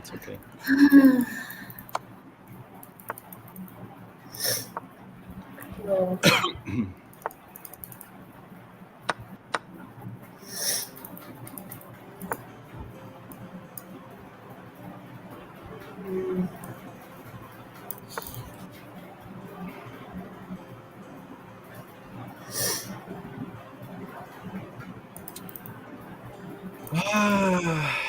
How we progress here? Oh.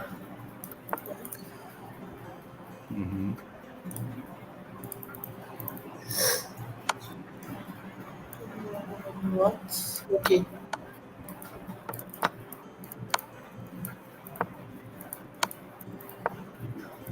Mm,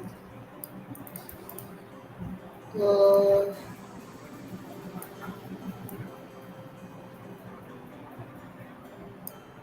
Yeah, the guy almost cooked me. I know. I left just a piece. I'm quite tired after 3 hours. yeah.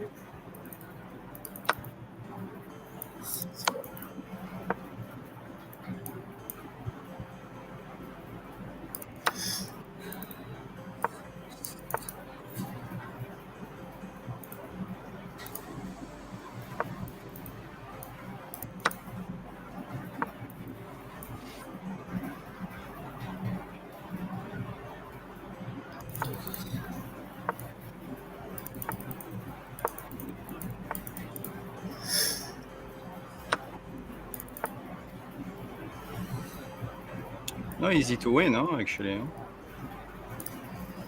Not at all, actually.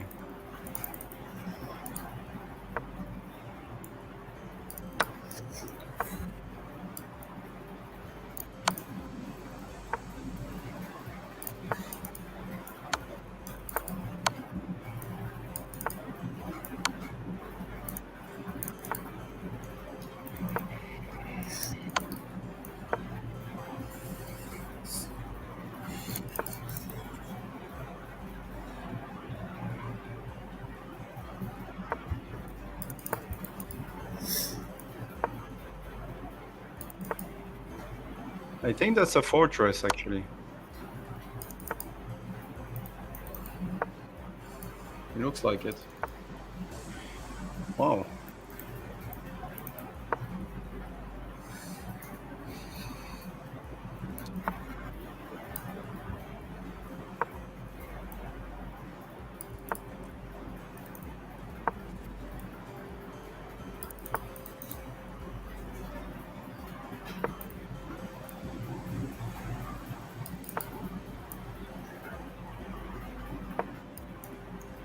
Uh, oh,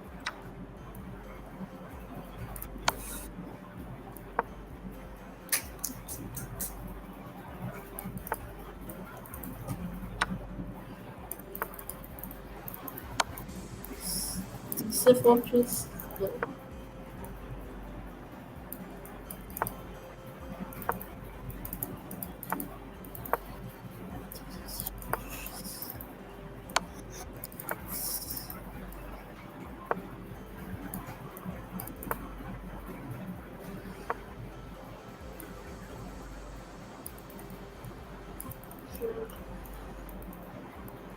Yeah.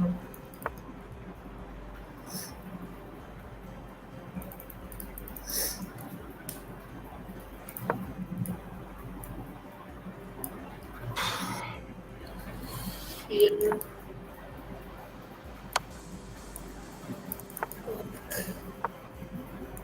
I don't know. It's good here.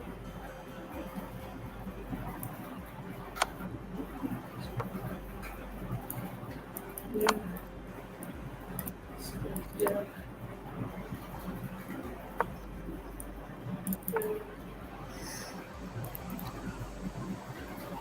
Is it not possible to improve in here? Really? That would be crazy. Craziest position I've ever seen.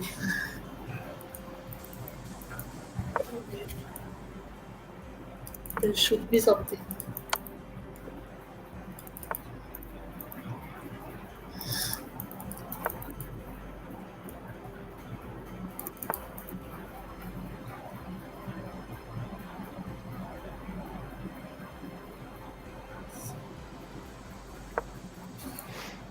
Mm,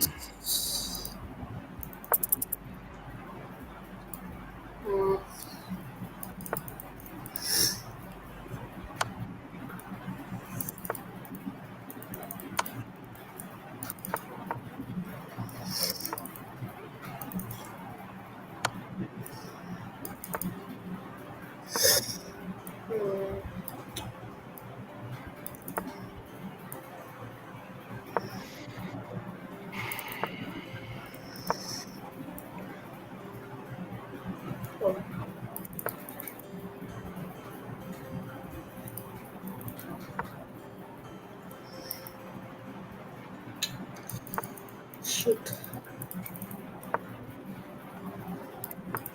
Oh yeah, this.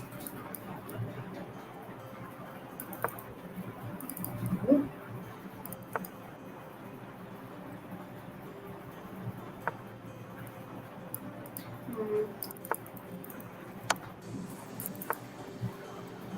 this wins. Oh, so ah, Wow, you that gave. was something. Wow, well done, man. You played What time very was well. it? Just How you defended this is crazy. All right. All right, man. Well done. Well played. Really. Really amazing. All right. I need to take someone else. It's been 3 hours. Okay. Hello, Atarva. Hello. Hello, hello. What proof is what is happening? I can't actually. Oh, wait. Okay. That's fine. Okay. Wait, That's what? fine. What's your rating? At Leeches has around 1, 2, 3, 9 at Blitz. At Okay. So you wanted to Rapid, play a match? You wanted to yes, play a game? yes. Okay, send me a match request, please. What is your chess ID? Chesscape 2. Look, it's written at the bottom of the screen. 1 second. 1 second. Look, you will see. You see my name on the screen. Yes. Yes, I'm sending. Yeah. Send me a match request.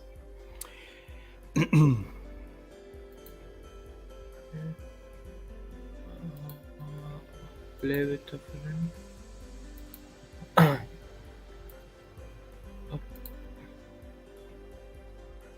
So, Blitz or Rapid? 3 minutes. 3 minutes. Because so like this, we can play. I can play more people.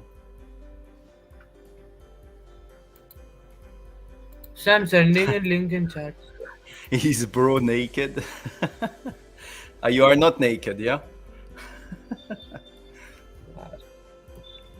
So, games I send in chat. Link. Sorry? I send Where? a link in chat.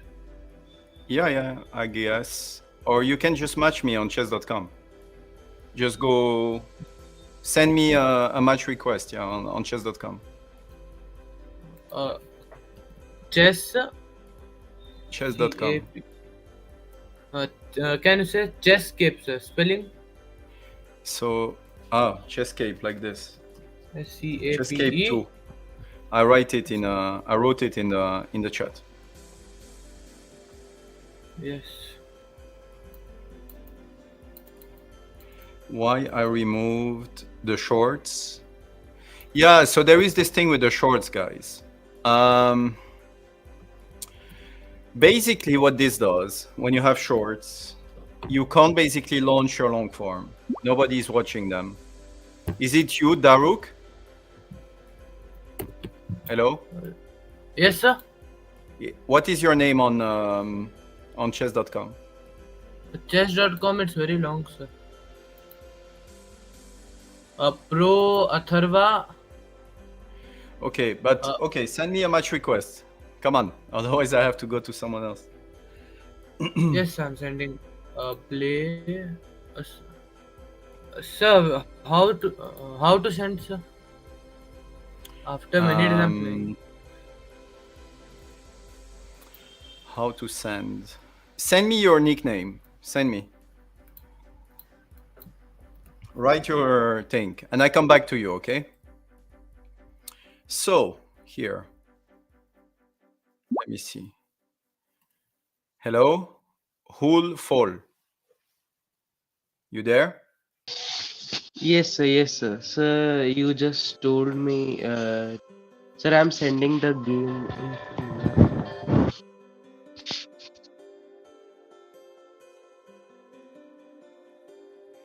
Hello. Yes, sir. Yes, sir. Yeah. Sir, I So sent you you wanted a to game. play or? No, sir. Sir, I sent you a game in StreamYard chat. Sir, if you can't see that game right now, sir, there is a question I have to ask. There is a what? Sir, I didn't question I understand. have to ask. Okay, what is the question? Sir, people say that in the end game, the king has to be near the center.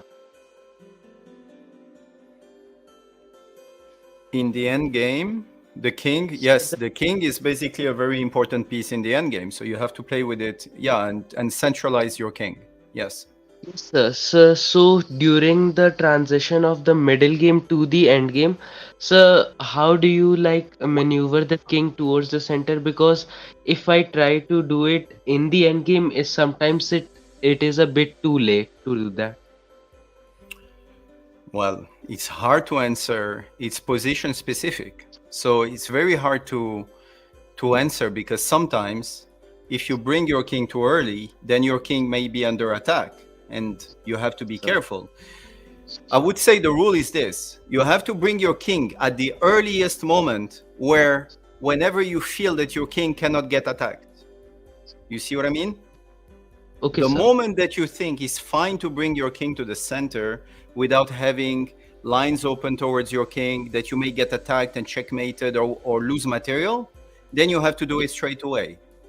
But you always have to assess the weakness of your king. You have to be careful about this, right? Yes. Yes. But you have to show me positions for these guys. But we're going to do a lot of these lives. Next time, come with positions. So like this, I can answer and show me your games so I can be way more specific because obviously king in the center, there is millions Yes. of positions possible. So it depends. It's position dependent.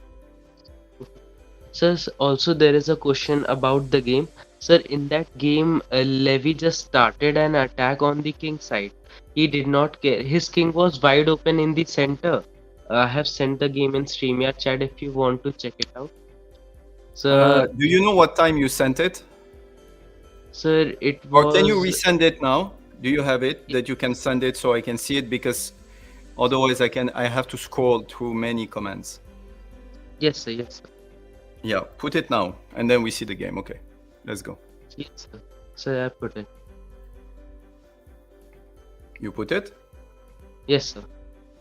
Why I don't see it?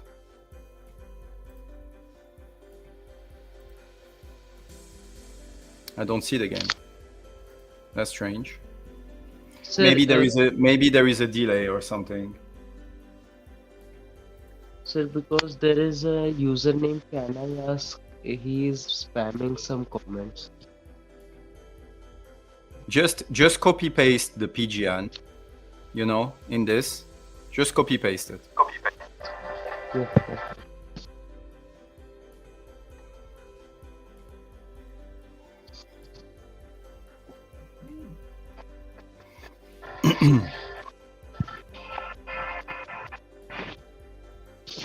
I don't see Yes, anything.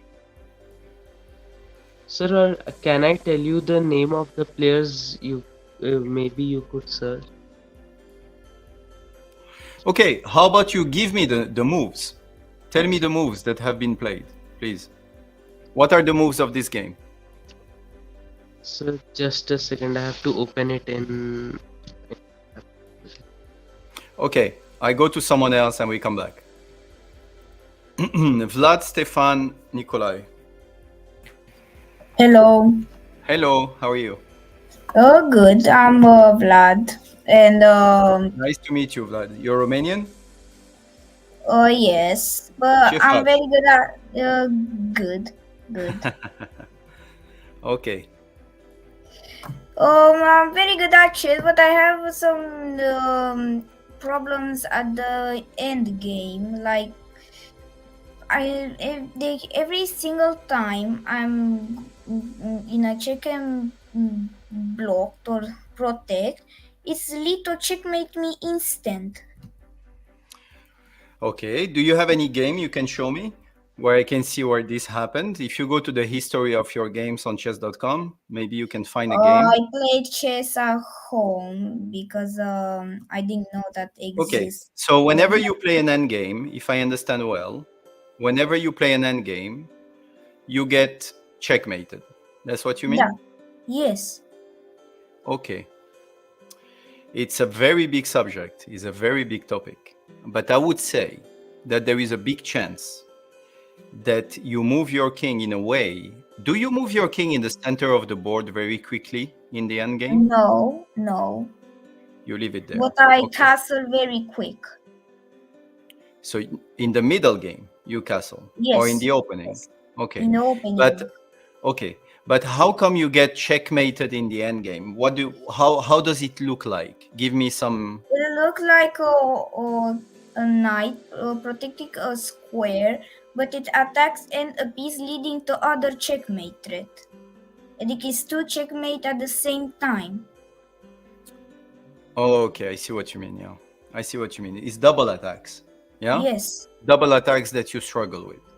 What you have to do is that you have to look at double attacks puzzles, and you have to try to solve them, because the only way to avoid this is to teach your brain to understand the patterns of a double attack. So for this, every day you do, let's say, 10 puzzles every day, right? You take 10 puzzles, but the theme of the puzzle, the topic, is only double attacks, okay? And you go, and every day you do, and you will see that the more you will do these puzzles, the more you will understand. Your brain will just identify it in advance. You will have like a sort of alarm, and it will say, oh, be careful, you may get checkmated here. The problem is that you need to know the patterns. There's the reason why we solve puzzles, okay? There's the reason why we do tactical positions.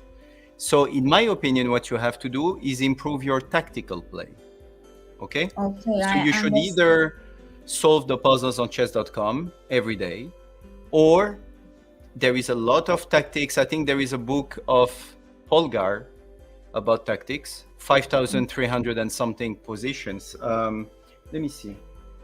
Oh, yes. Okay, it's here. Look, this one. You can take this. You see this? Yes. Okay, about with the name, is the sister Polgar. And you have 5,334 chess problems in this book. And every day you say, okay, I'm going to become a tactical monster. I'm going to crush everyone with tactics. So I'm going to solve 10 every day. That's what you have to do. Okay? And then your level is going to skyrocket. I am sure. But okay? I have a question. Sure. a question. I'm a really big fan of you, and I really want a match with you because I've seen people matching with you at chess. Yeah. By the way, do you know that my wife is Romanian? Really? Yeah. And right now I am in Bucharest, by the way. And me too. I am. know. Yes, I am in Bucharest in Ioncu Nicolae. Oh my God. Mm-hmm. Yeah, I'm going to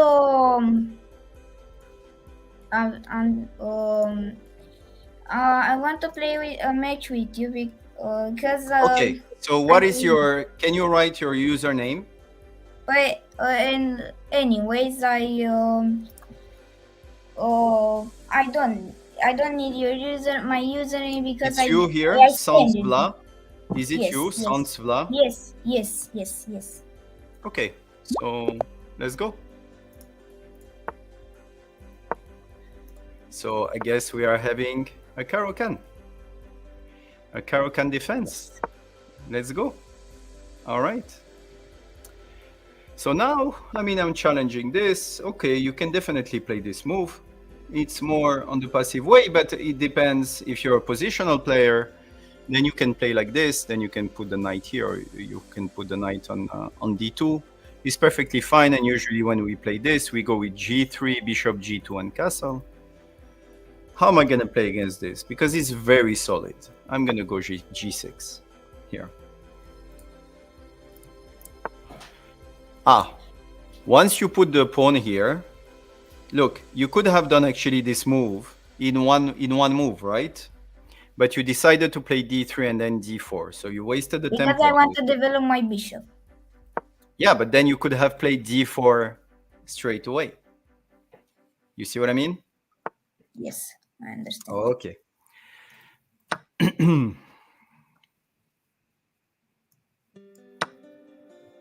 Show the game. You guys can't see the game? I think the game is showing, right? I think. Or you guys just let me know otherwise. I think the game is being shown. Uh-oh. What is this, man? That's a piece. Oops. I didn't see that. Oopsie. Okay, so we continue the game. I'm just gonna castle, okay? But be careful. Always ask yourself, Yes. am I losing something? Is something on prise or not before playing your move? You know?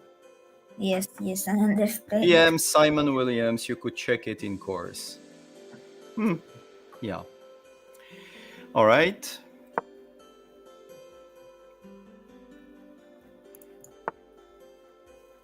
Okay. Okay, you have to be careful to not weaken your king, right? With moves like this, you could have taken actually the bishop with the queen here, right? So always make sure that your pawn, try to stay in front of your king to protect it. Because now in the structure, the pawn structure, you have two double pawns, you have an isolated pawn. So you have to be careful. Now I can use this to my advantage in a way. So these pawns can never be protected by another pawn. This pawn can never be protected by another pawn like this, or this one.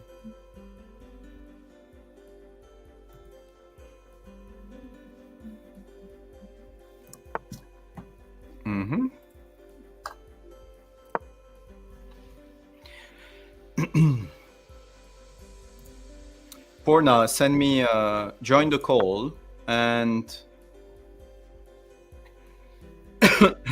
Vinay. But I don't see you in the... oh, yes. Okay. You will be next, Vinay. All right. Okay. Be very careful about developing your pieces. You see these two pieces that are at home, the bishop and the knight? Yes. Make sure that in the opening you develop your pieces. So you play with the same amount of pieces that I play with.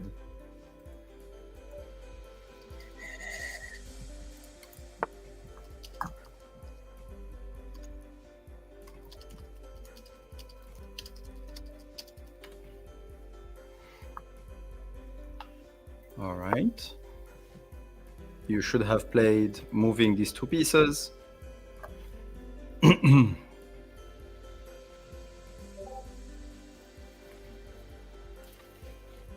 Okay, I am being told that someone has been waiting for an hour. Who is it? So, Atarva. Why can't I see? Oh, okay. Atarva is next, and after Vinay. Okay, you have to be very careful at your pieces. I think you would improve a lot if you just check how many pieces are attacking and how many are defending. You see, right now I could take your bishop again, right?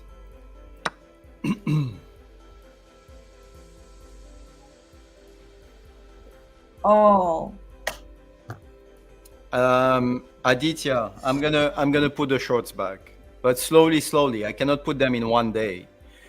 The problem is I remove them because it reduces basically the watch time of the longs.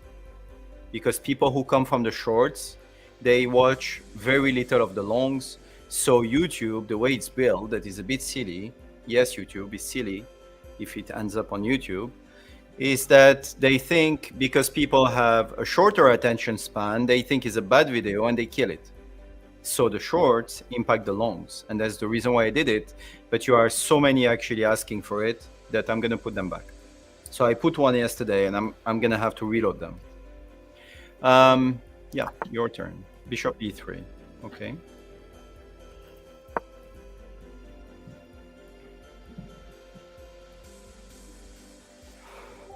So this is the issue that I have with the shorts. The way that YouTube built the both algorithm for shorts and longs, they're totally separate, but not really.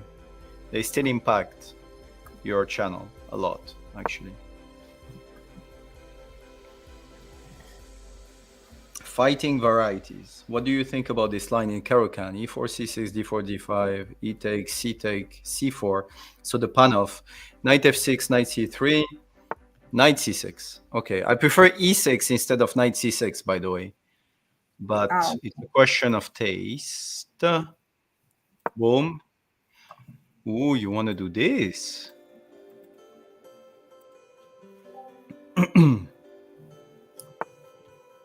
Okay, I'm being told actually it's John Schmidt, then Atharva, then Vinay. Okay, got it.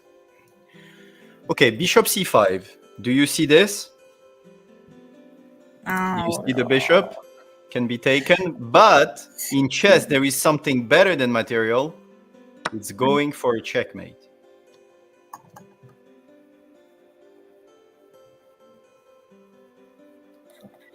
All right. This is my problem. What is your problem? This is the problem that I have. That basically you, so that's because, so this problem happened. If you had the pawn on g2 and the pawn on h2, if you had the pawns in front of your king here, okay, let's say you would have these two pawns. You would just, here, if you had these two pawns, you would just push h3 and you wouldn't have any problem. This is the reason why we try to not move the pawns in front of the king, because these pawns protect the king very well. Got it? Yes. So next time, don't take on f3 like this, because he weakens a lot, actually, the king.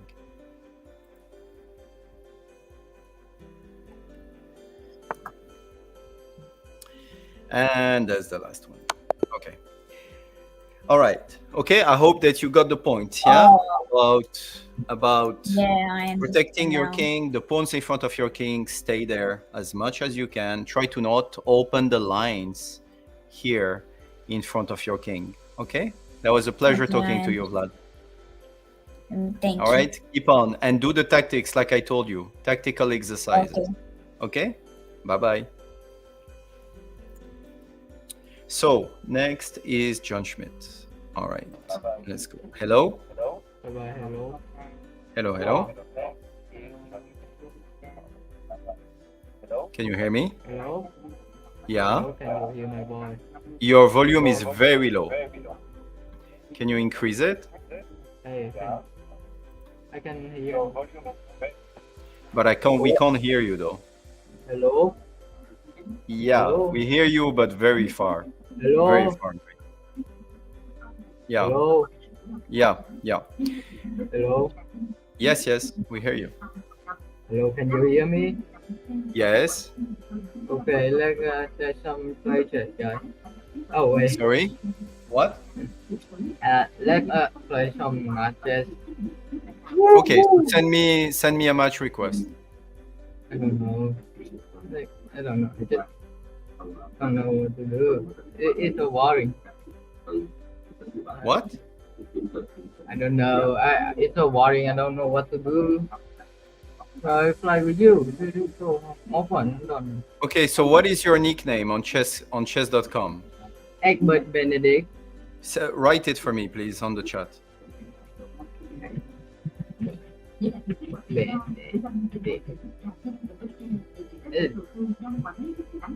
Is it Lakshya? Yes. Oh.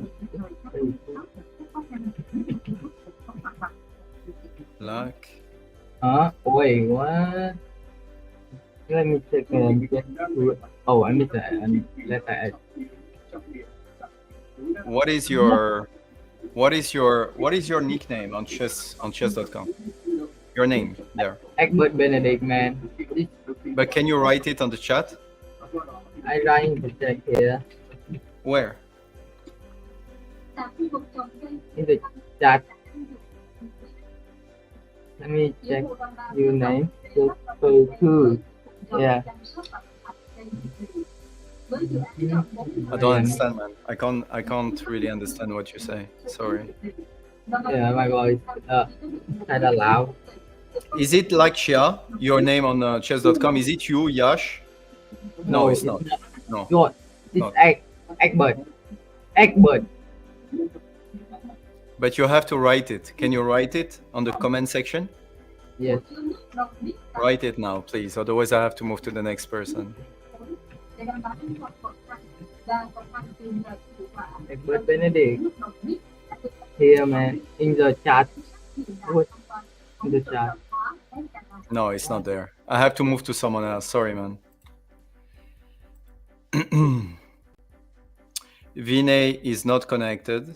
I see their mic. Okay. Vinay, can you hear me? Yes, sir. Can you hear me? You want to play, yeah? Sir, Or you I have a have to question? ask first. Okay, tell me. Sir, actually, what I'm doing is, and currently, I'm 1000. I have got 1000 rapid rating, and what's happening with me all the time when I'm losing, I'm actually in the advantage of +1, 1.5 to 2. It can be white or it can be black. But all of a sudden, I just don't get how to progress in the situation, and I just lose my complete advantage, and just I lose the game. Okay, So any but recommendations? do you think it's tactics that you miss, or you think it's strategy? I think coming on strategy, I'm very aggressive comparatively. So I think what happens usually is that we improve much faster in positional play than we improve in tactics. So what happens is that you get a very nice position, but then usually when we're better strategically, the way to concretize this is by a tactic, okay? Is by playing a tactic. Usually it finishes with a nice tactic and then you win the game.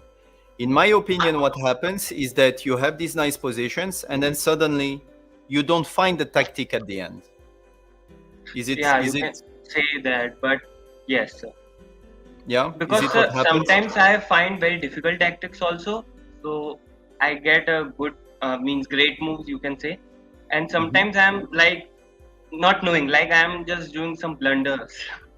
It's like Yeah, but going that's- like I know. sometimes I'm playing like 1800 according to my level, and sometimes I'm playing like a 500, like doing simple blunders. Not like that much blunders. I don't blunder the piece. Well, first of but- all, there are days in chess. I don't know if you watched the last documentary of Jospin, where he explained. He said if he's in a good day, he can win the title Tuesday. If he's in a bad day, he plays very bad. First of all, we all have our good days and bad days, right? Some days you didn't sleep well, you're not focused, you didn't eat well, you ate some junk food. I mean, chess is like a sport, man. It's like a sport. You need to be in good shape, you need to have good energy to be able to focus. The So if you focus, want- actually the calories that you spend while playing chess using your brain are very high, you know? So I would say, you know what is the difference between, like I would say, look, if you take two grandmasters, one is 2500 and one is 2700. Usually the 2500 and the 2700, technically they know the same things. The same things. What makes you go from 2550 to 2700 is not the technical skills. It's actually how you manage the nerves, how you manage your body, your mind, your energy level. These are the things. So I would say, and then there is the difference between the A game that you play, your A game, this is where you play the best. You're in the zone, and you play 1800, 1900, you're very good. But then your C game. What is the spread between the moment where you play the best and the moment where you play the worst? This spread needs to tighten. You see what I mean? Yes, yes. So when you play your worst, if it's actually like, you know, a big difference compared to your best, but you need to tighten this. For this is most of the time energy, approach to the game, preparation of the game is more psychological. So, sir, do you want to analyze my one of the game, or you can play with me if you want to know how how I think, how I I think the best for people, let's analyze the game. That well, where is the game? Do you have it ready? Yes, sir. Means how should I send you? I have to send FEN. You can put it in the chat.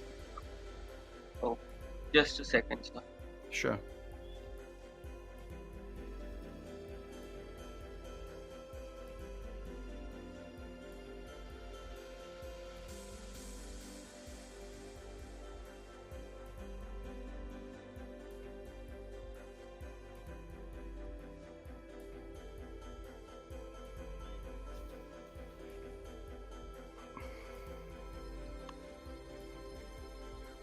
You got it? Yes, sir. I think it should be visible now in the comments. I don't know why actually I don't have it. I don't know why when you guys are sending something, for some reason it doesn't arrive. I don't know why. I get it. It's in private that you sent it, maybe. No. Okay, I'm sending in private also. Yeah, send it. Oh, okay. Like Now I this is see my it. one of the worst game. Like before Okay, this, so what I I'm have gonna do? accuracy. What I'm gonna do is that I'm gonna take this game and I'm gonna share it with you guys. So share screen. Okay, so now you see the game.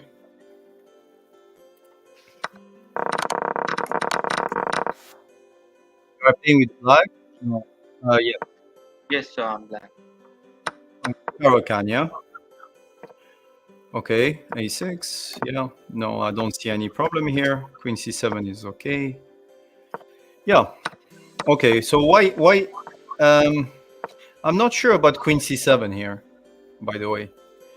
Sir, I think actually, I thought I think to, you're supposed to put the bishop out, play e6, bishop e7, and castle. Because the problem is that when you put the queen on c7 and he plays a move like this, now you can't play e6 because he will take and you have a bad structure. But when the queen is here, you can play e6 because if he takes, the queen takes. Okay, you see what I mean? yes, sir. Sir, actually, I played queen c7 to actually make the move e5. That's why. So when you play actually this move, that is, one second, let me put back, yeah. When you play h6, h6 is a blunder, yeah? You know that, yeah? This. h6 is a blunder here. Because, well, he can just take and then he takes the pawn in the center. Correct? Oh, yeah. Yes. So, okay. So he took, okay, this is what happened in the game. Now you're trying to get your pawn back, so you want to take and take, but it would be a disaster. Yeah, you can't even actually take because bishop take. You can't take with the queen because bishop takes c6 check, and then you lose the queen. So, oh wow, why knight e2 here? Knight d2. That's a disaster. No, here he should have played this, yeah?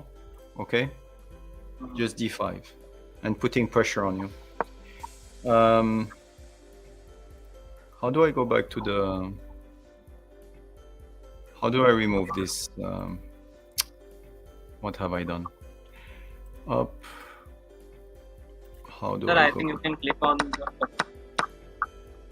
Click to actually remove these colors that are so ugly, by the way. Okay, anyway. So knight d5, okay, bishop g4. Knight d2 is not a good move, obviously, because, well, this is hanging. Oh, okay, check. Knight c4. Oh. Don't you think it's dangerous to take? I think it is, yeah? Yes, You have to be careful because you have to be very careful. Already there is this. Now if you're taking, you're letting him actually, you know, open the lines on your king. The king is still in the center. I wouldn't take the pawn, so be careful about this kind of things, yeah? Here, for instance, I would just play queen e6, you know? I'm proposing actually an exchange of queens. If he takes, is amazing. And I would play like this, just queen e6 here. I think is way better. But okay, you took, and now there is this. And now it's very, very difficult to play. Queen c5. Here he should have played b4.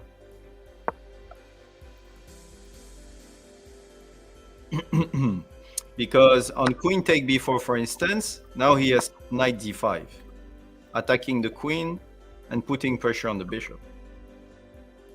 And also threatening to win this, right? So here, what did he play? Rook fe1. Yeah, but the problem is now it's not a good move what he played, because now you can castle, and this is what you did. And rook d7. Okay, I can just defend the bishop.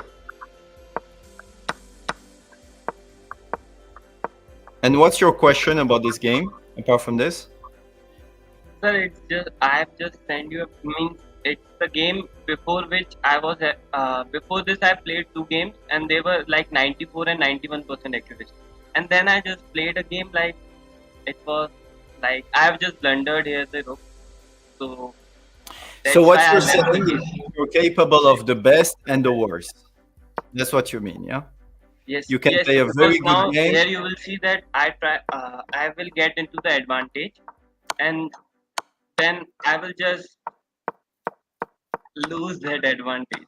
Yeah. Oh, wow! Rook e4. Wow. I thought like And the I was time is having a okay night. because you have. But okay, the answer is super easy. You know what the answer is? Look at your time, my friend, and look at his time. You had 2 minutes 49 before this move. You have actually 3 minutes 19. You're playing too fast. That's the thing. Sir, actually, I'm playing fast because 90 means my if you will see my chess.com ID, I have 25% lost by the timeout. So I'm trying to cope up with time because most of the time I just lose. So that's why I also play Okay, rapid. so do something for me. No. From now on, do not focus on the time and try to play fast unless you have 45 seconds left. If you have 45 seconds left, now you start focusing on the time. Okay? Can I ask, you are next, and you will be the last one today because it's been already close to 4 hours. So, do this. Focus on chess moves, chess thinking. When you have 45 seconds, because maybe you think you're slow and you lose on time, when you have 45 seconds, start playing faster. Deal? Okay, sir. Yeah? Because moves like this, when you have 3 minutes, you can't play this because obviously you're just giving a rook on one move. So you're panicking. I would say is more actually nerves management, you know? It's nerves management, really, here. You're kind of stressed in this position and you know what you're doing here? You're not thinking about the best move. What you're thinking here is how am I not gonna lose on time? Is it true or not? Yes, sir. Exactly. 100%. So you're playing the time game. You're not playing chess game. You need to focus on chess. But okay, if you have the same problem as Kramnik in time management at the end in side note, okay, when there is 45 seconds left, you say, okay, now I'm gonna play for the time and I'm gonna try to play my moves faster. Okay, cool? Sir, now if I will try this, but I have one problem. I think I will just spend the time on analyzing every move because I have there is no edge, there is no advantage to analyze every move. First of all, you cannot analyze every move. like some moves which are looking good, and then I try to analyze them. Which of them is best? Okay, so what you need to do. Okay, here is the thing. You're gonna take a book that is called Positional Play by Dvoretsky. You know this book? Positional Play. So can you by type in the chat? Dvoretsky. I write it in the chat. Okay. And this book will allow you to take faster decisions, really make you understand what is a critical move, what is not a critical move. Sometimes you see Magnus or grandmasters just stopping way more and take 10 minutes, 20 minutes on one move, but then they blitz out the rest. That's Yes, because sir. in chess you have critical positions, critical moments, and then some moves are just natural. So sometimes it's normal to take time, but sometimes the position you shouldn't take so much time and you should play the natural moves. Okay? So for instance, what is a critical moment? When there is maybe a possible change in the pawn structure, or this is about exchanging a very important piece, or this is about protecting your king. These are critical moments. These you should take time. The other ones, you shouldn't take time and you should play faster. Okay? So you need to work on identifying what is a critical move. Sure, sir. Got it? I need to go to the next one. Have a good one, man. Thank you, sir. Bye, Vinay. Bye. Thank you so much. Can I ask? Thanks.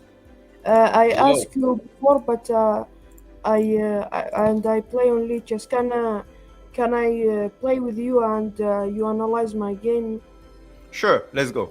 Send me a match request. I don't play on chess.com. I play it so I play low elo players so I can feel better.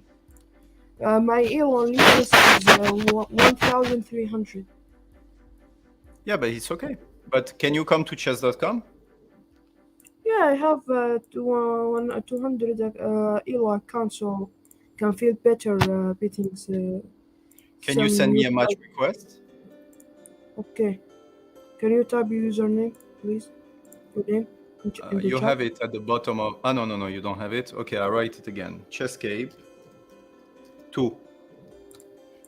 I wrote it in the comment. Okay. Where is it? In the comment section. Okay. There is you. 3 minutes. Okay. Yeah, let's go. And it will be the last game today, guys. It will be close to 4 hours. That was... Okay. All right. I send you the game. Where? I didn't see.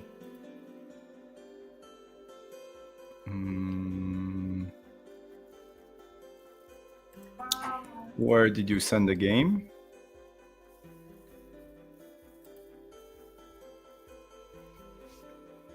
I sent it to you. I swear. Where? You sent me a match request? Yes. Can you send it again? I think you can send it. Okay.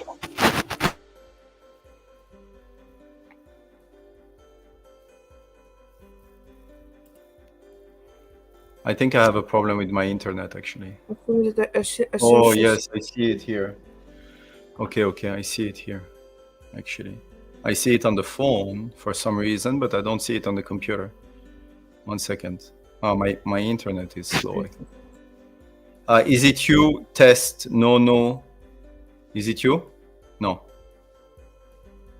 What is your name on chess.com? It's yes, it's test unknown something. Yes, that's okay. it. So I'm gonna have to play here, but for some reason, why it doesn't appear here? 1 second. Games. Okay, I'm gonna play, but I want everybody to actually see it. What is happening with the internet? How do I find the game? That's strange. 1 second. Watch. No. Where do I find the game I'm playing? Oh, okay. Perfect. Okay. Now I have you on the computer. Okay.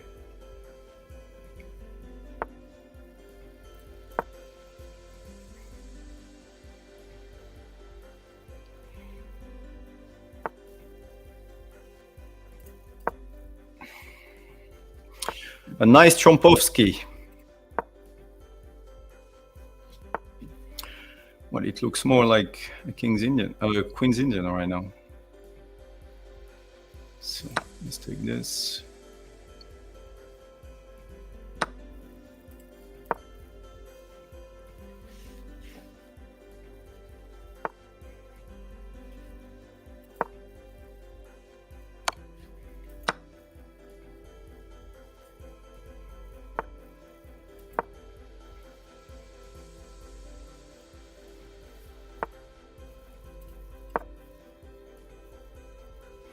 Some great attacking game collection books for 1900. I think I have a book here somewhere.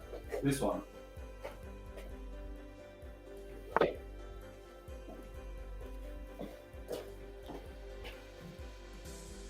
The Art of Attack, I think, is an amazing book. Art of Attack in Chess.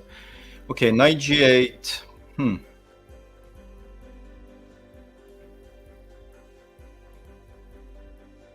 How do we use this to our advantage? Maybe h4. Alex Nodling, thank you, my friend. Thank you. I'm humbled.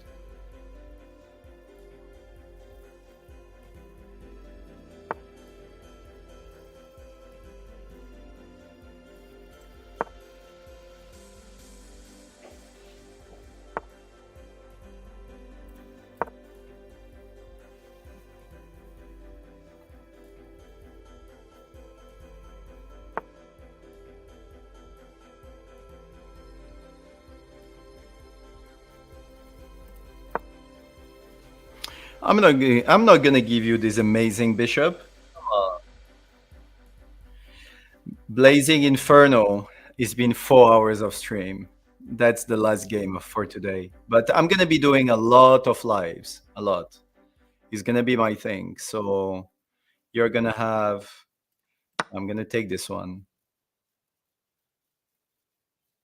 I can't find anything relevant in the Chesscape server. What do you mean?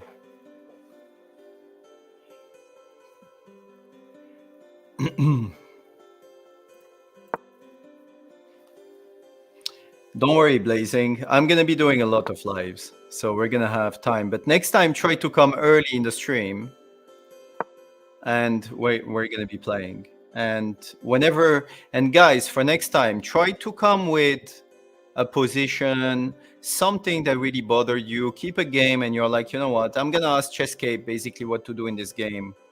This is how you're going to get the most benefit, I think, as well. And everybody can take advantage of it as well.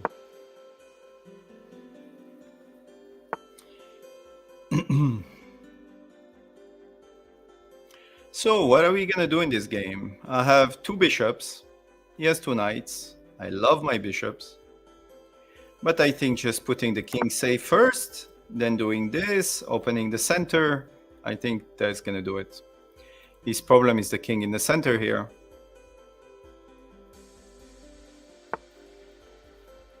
All right. So we continue the plan. The plan is king in the center, open the center.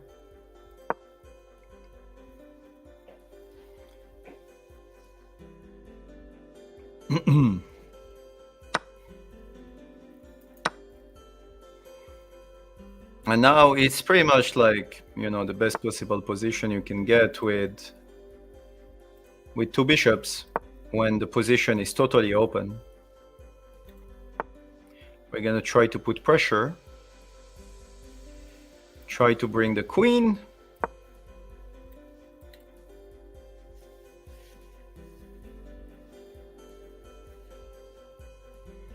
There is also things like this.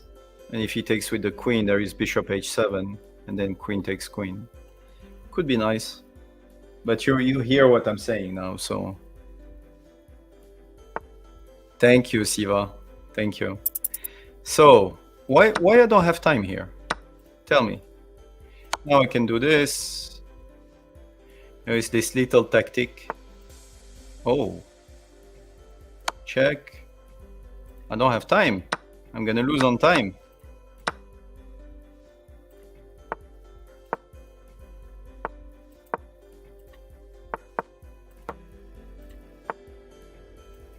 Okay, let's play this.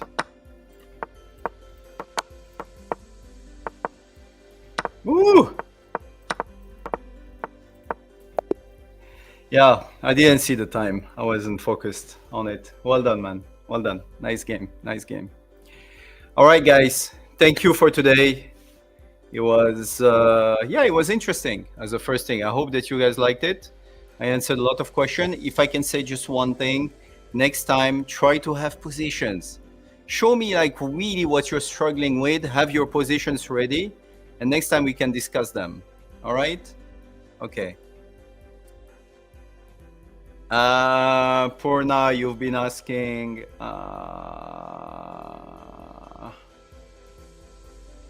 Guys, yes, Sackman 27. What is it?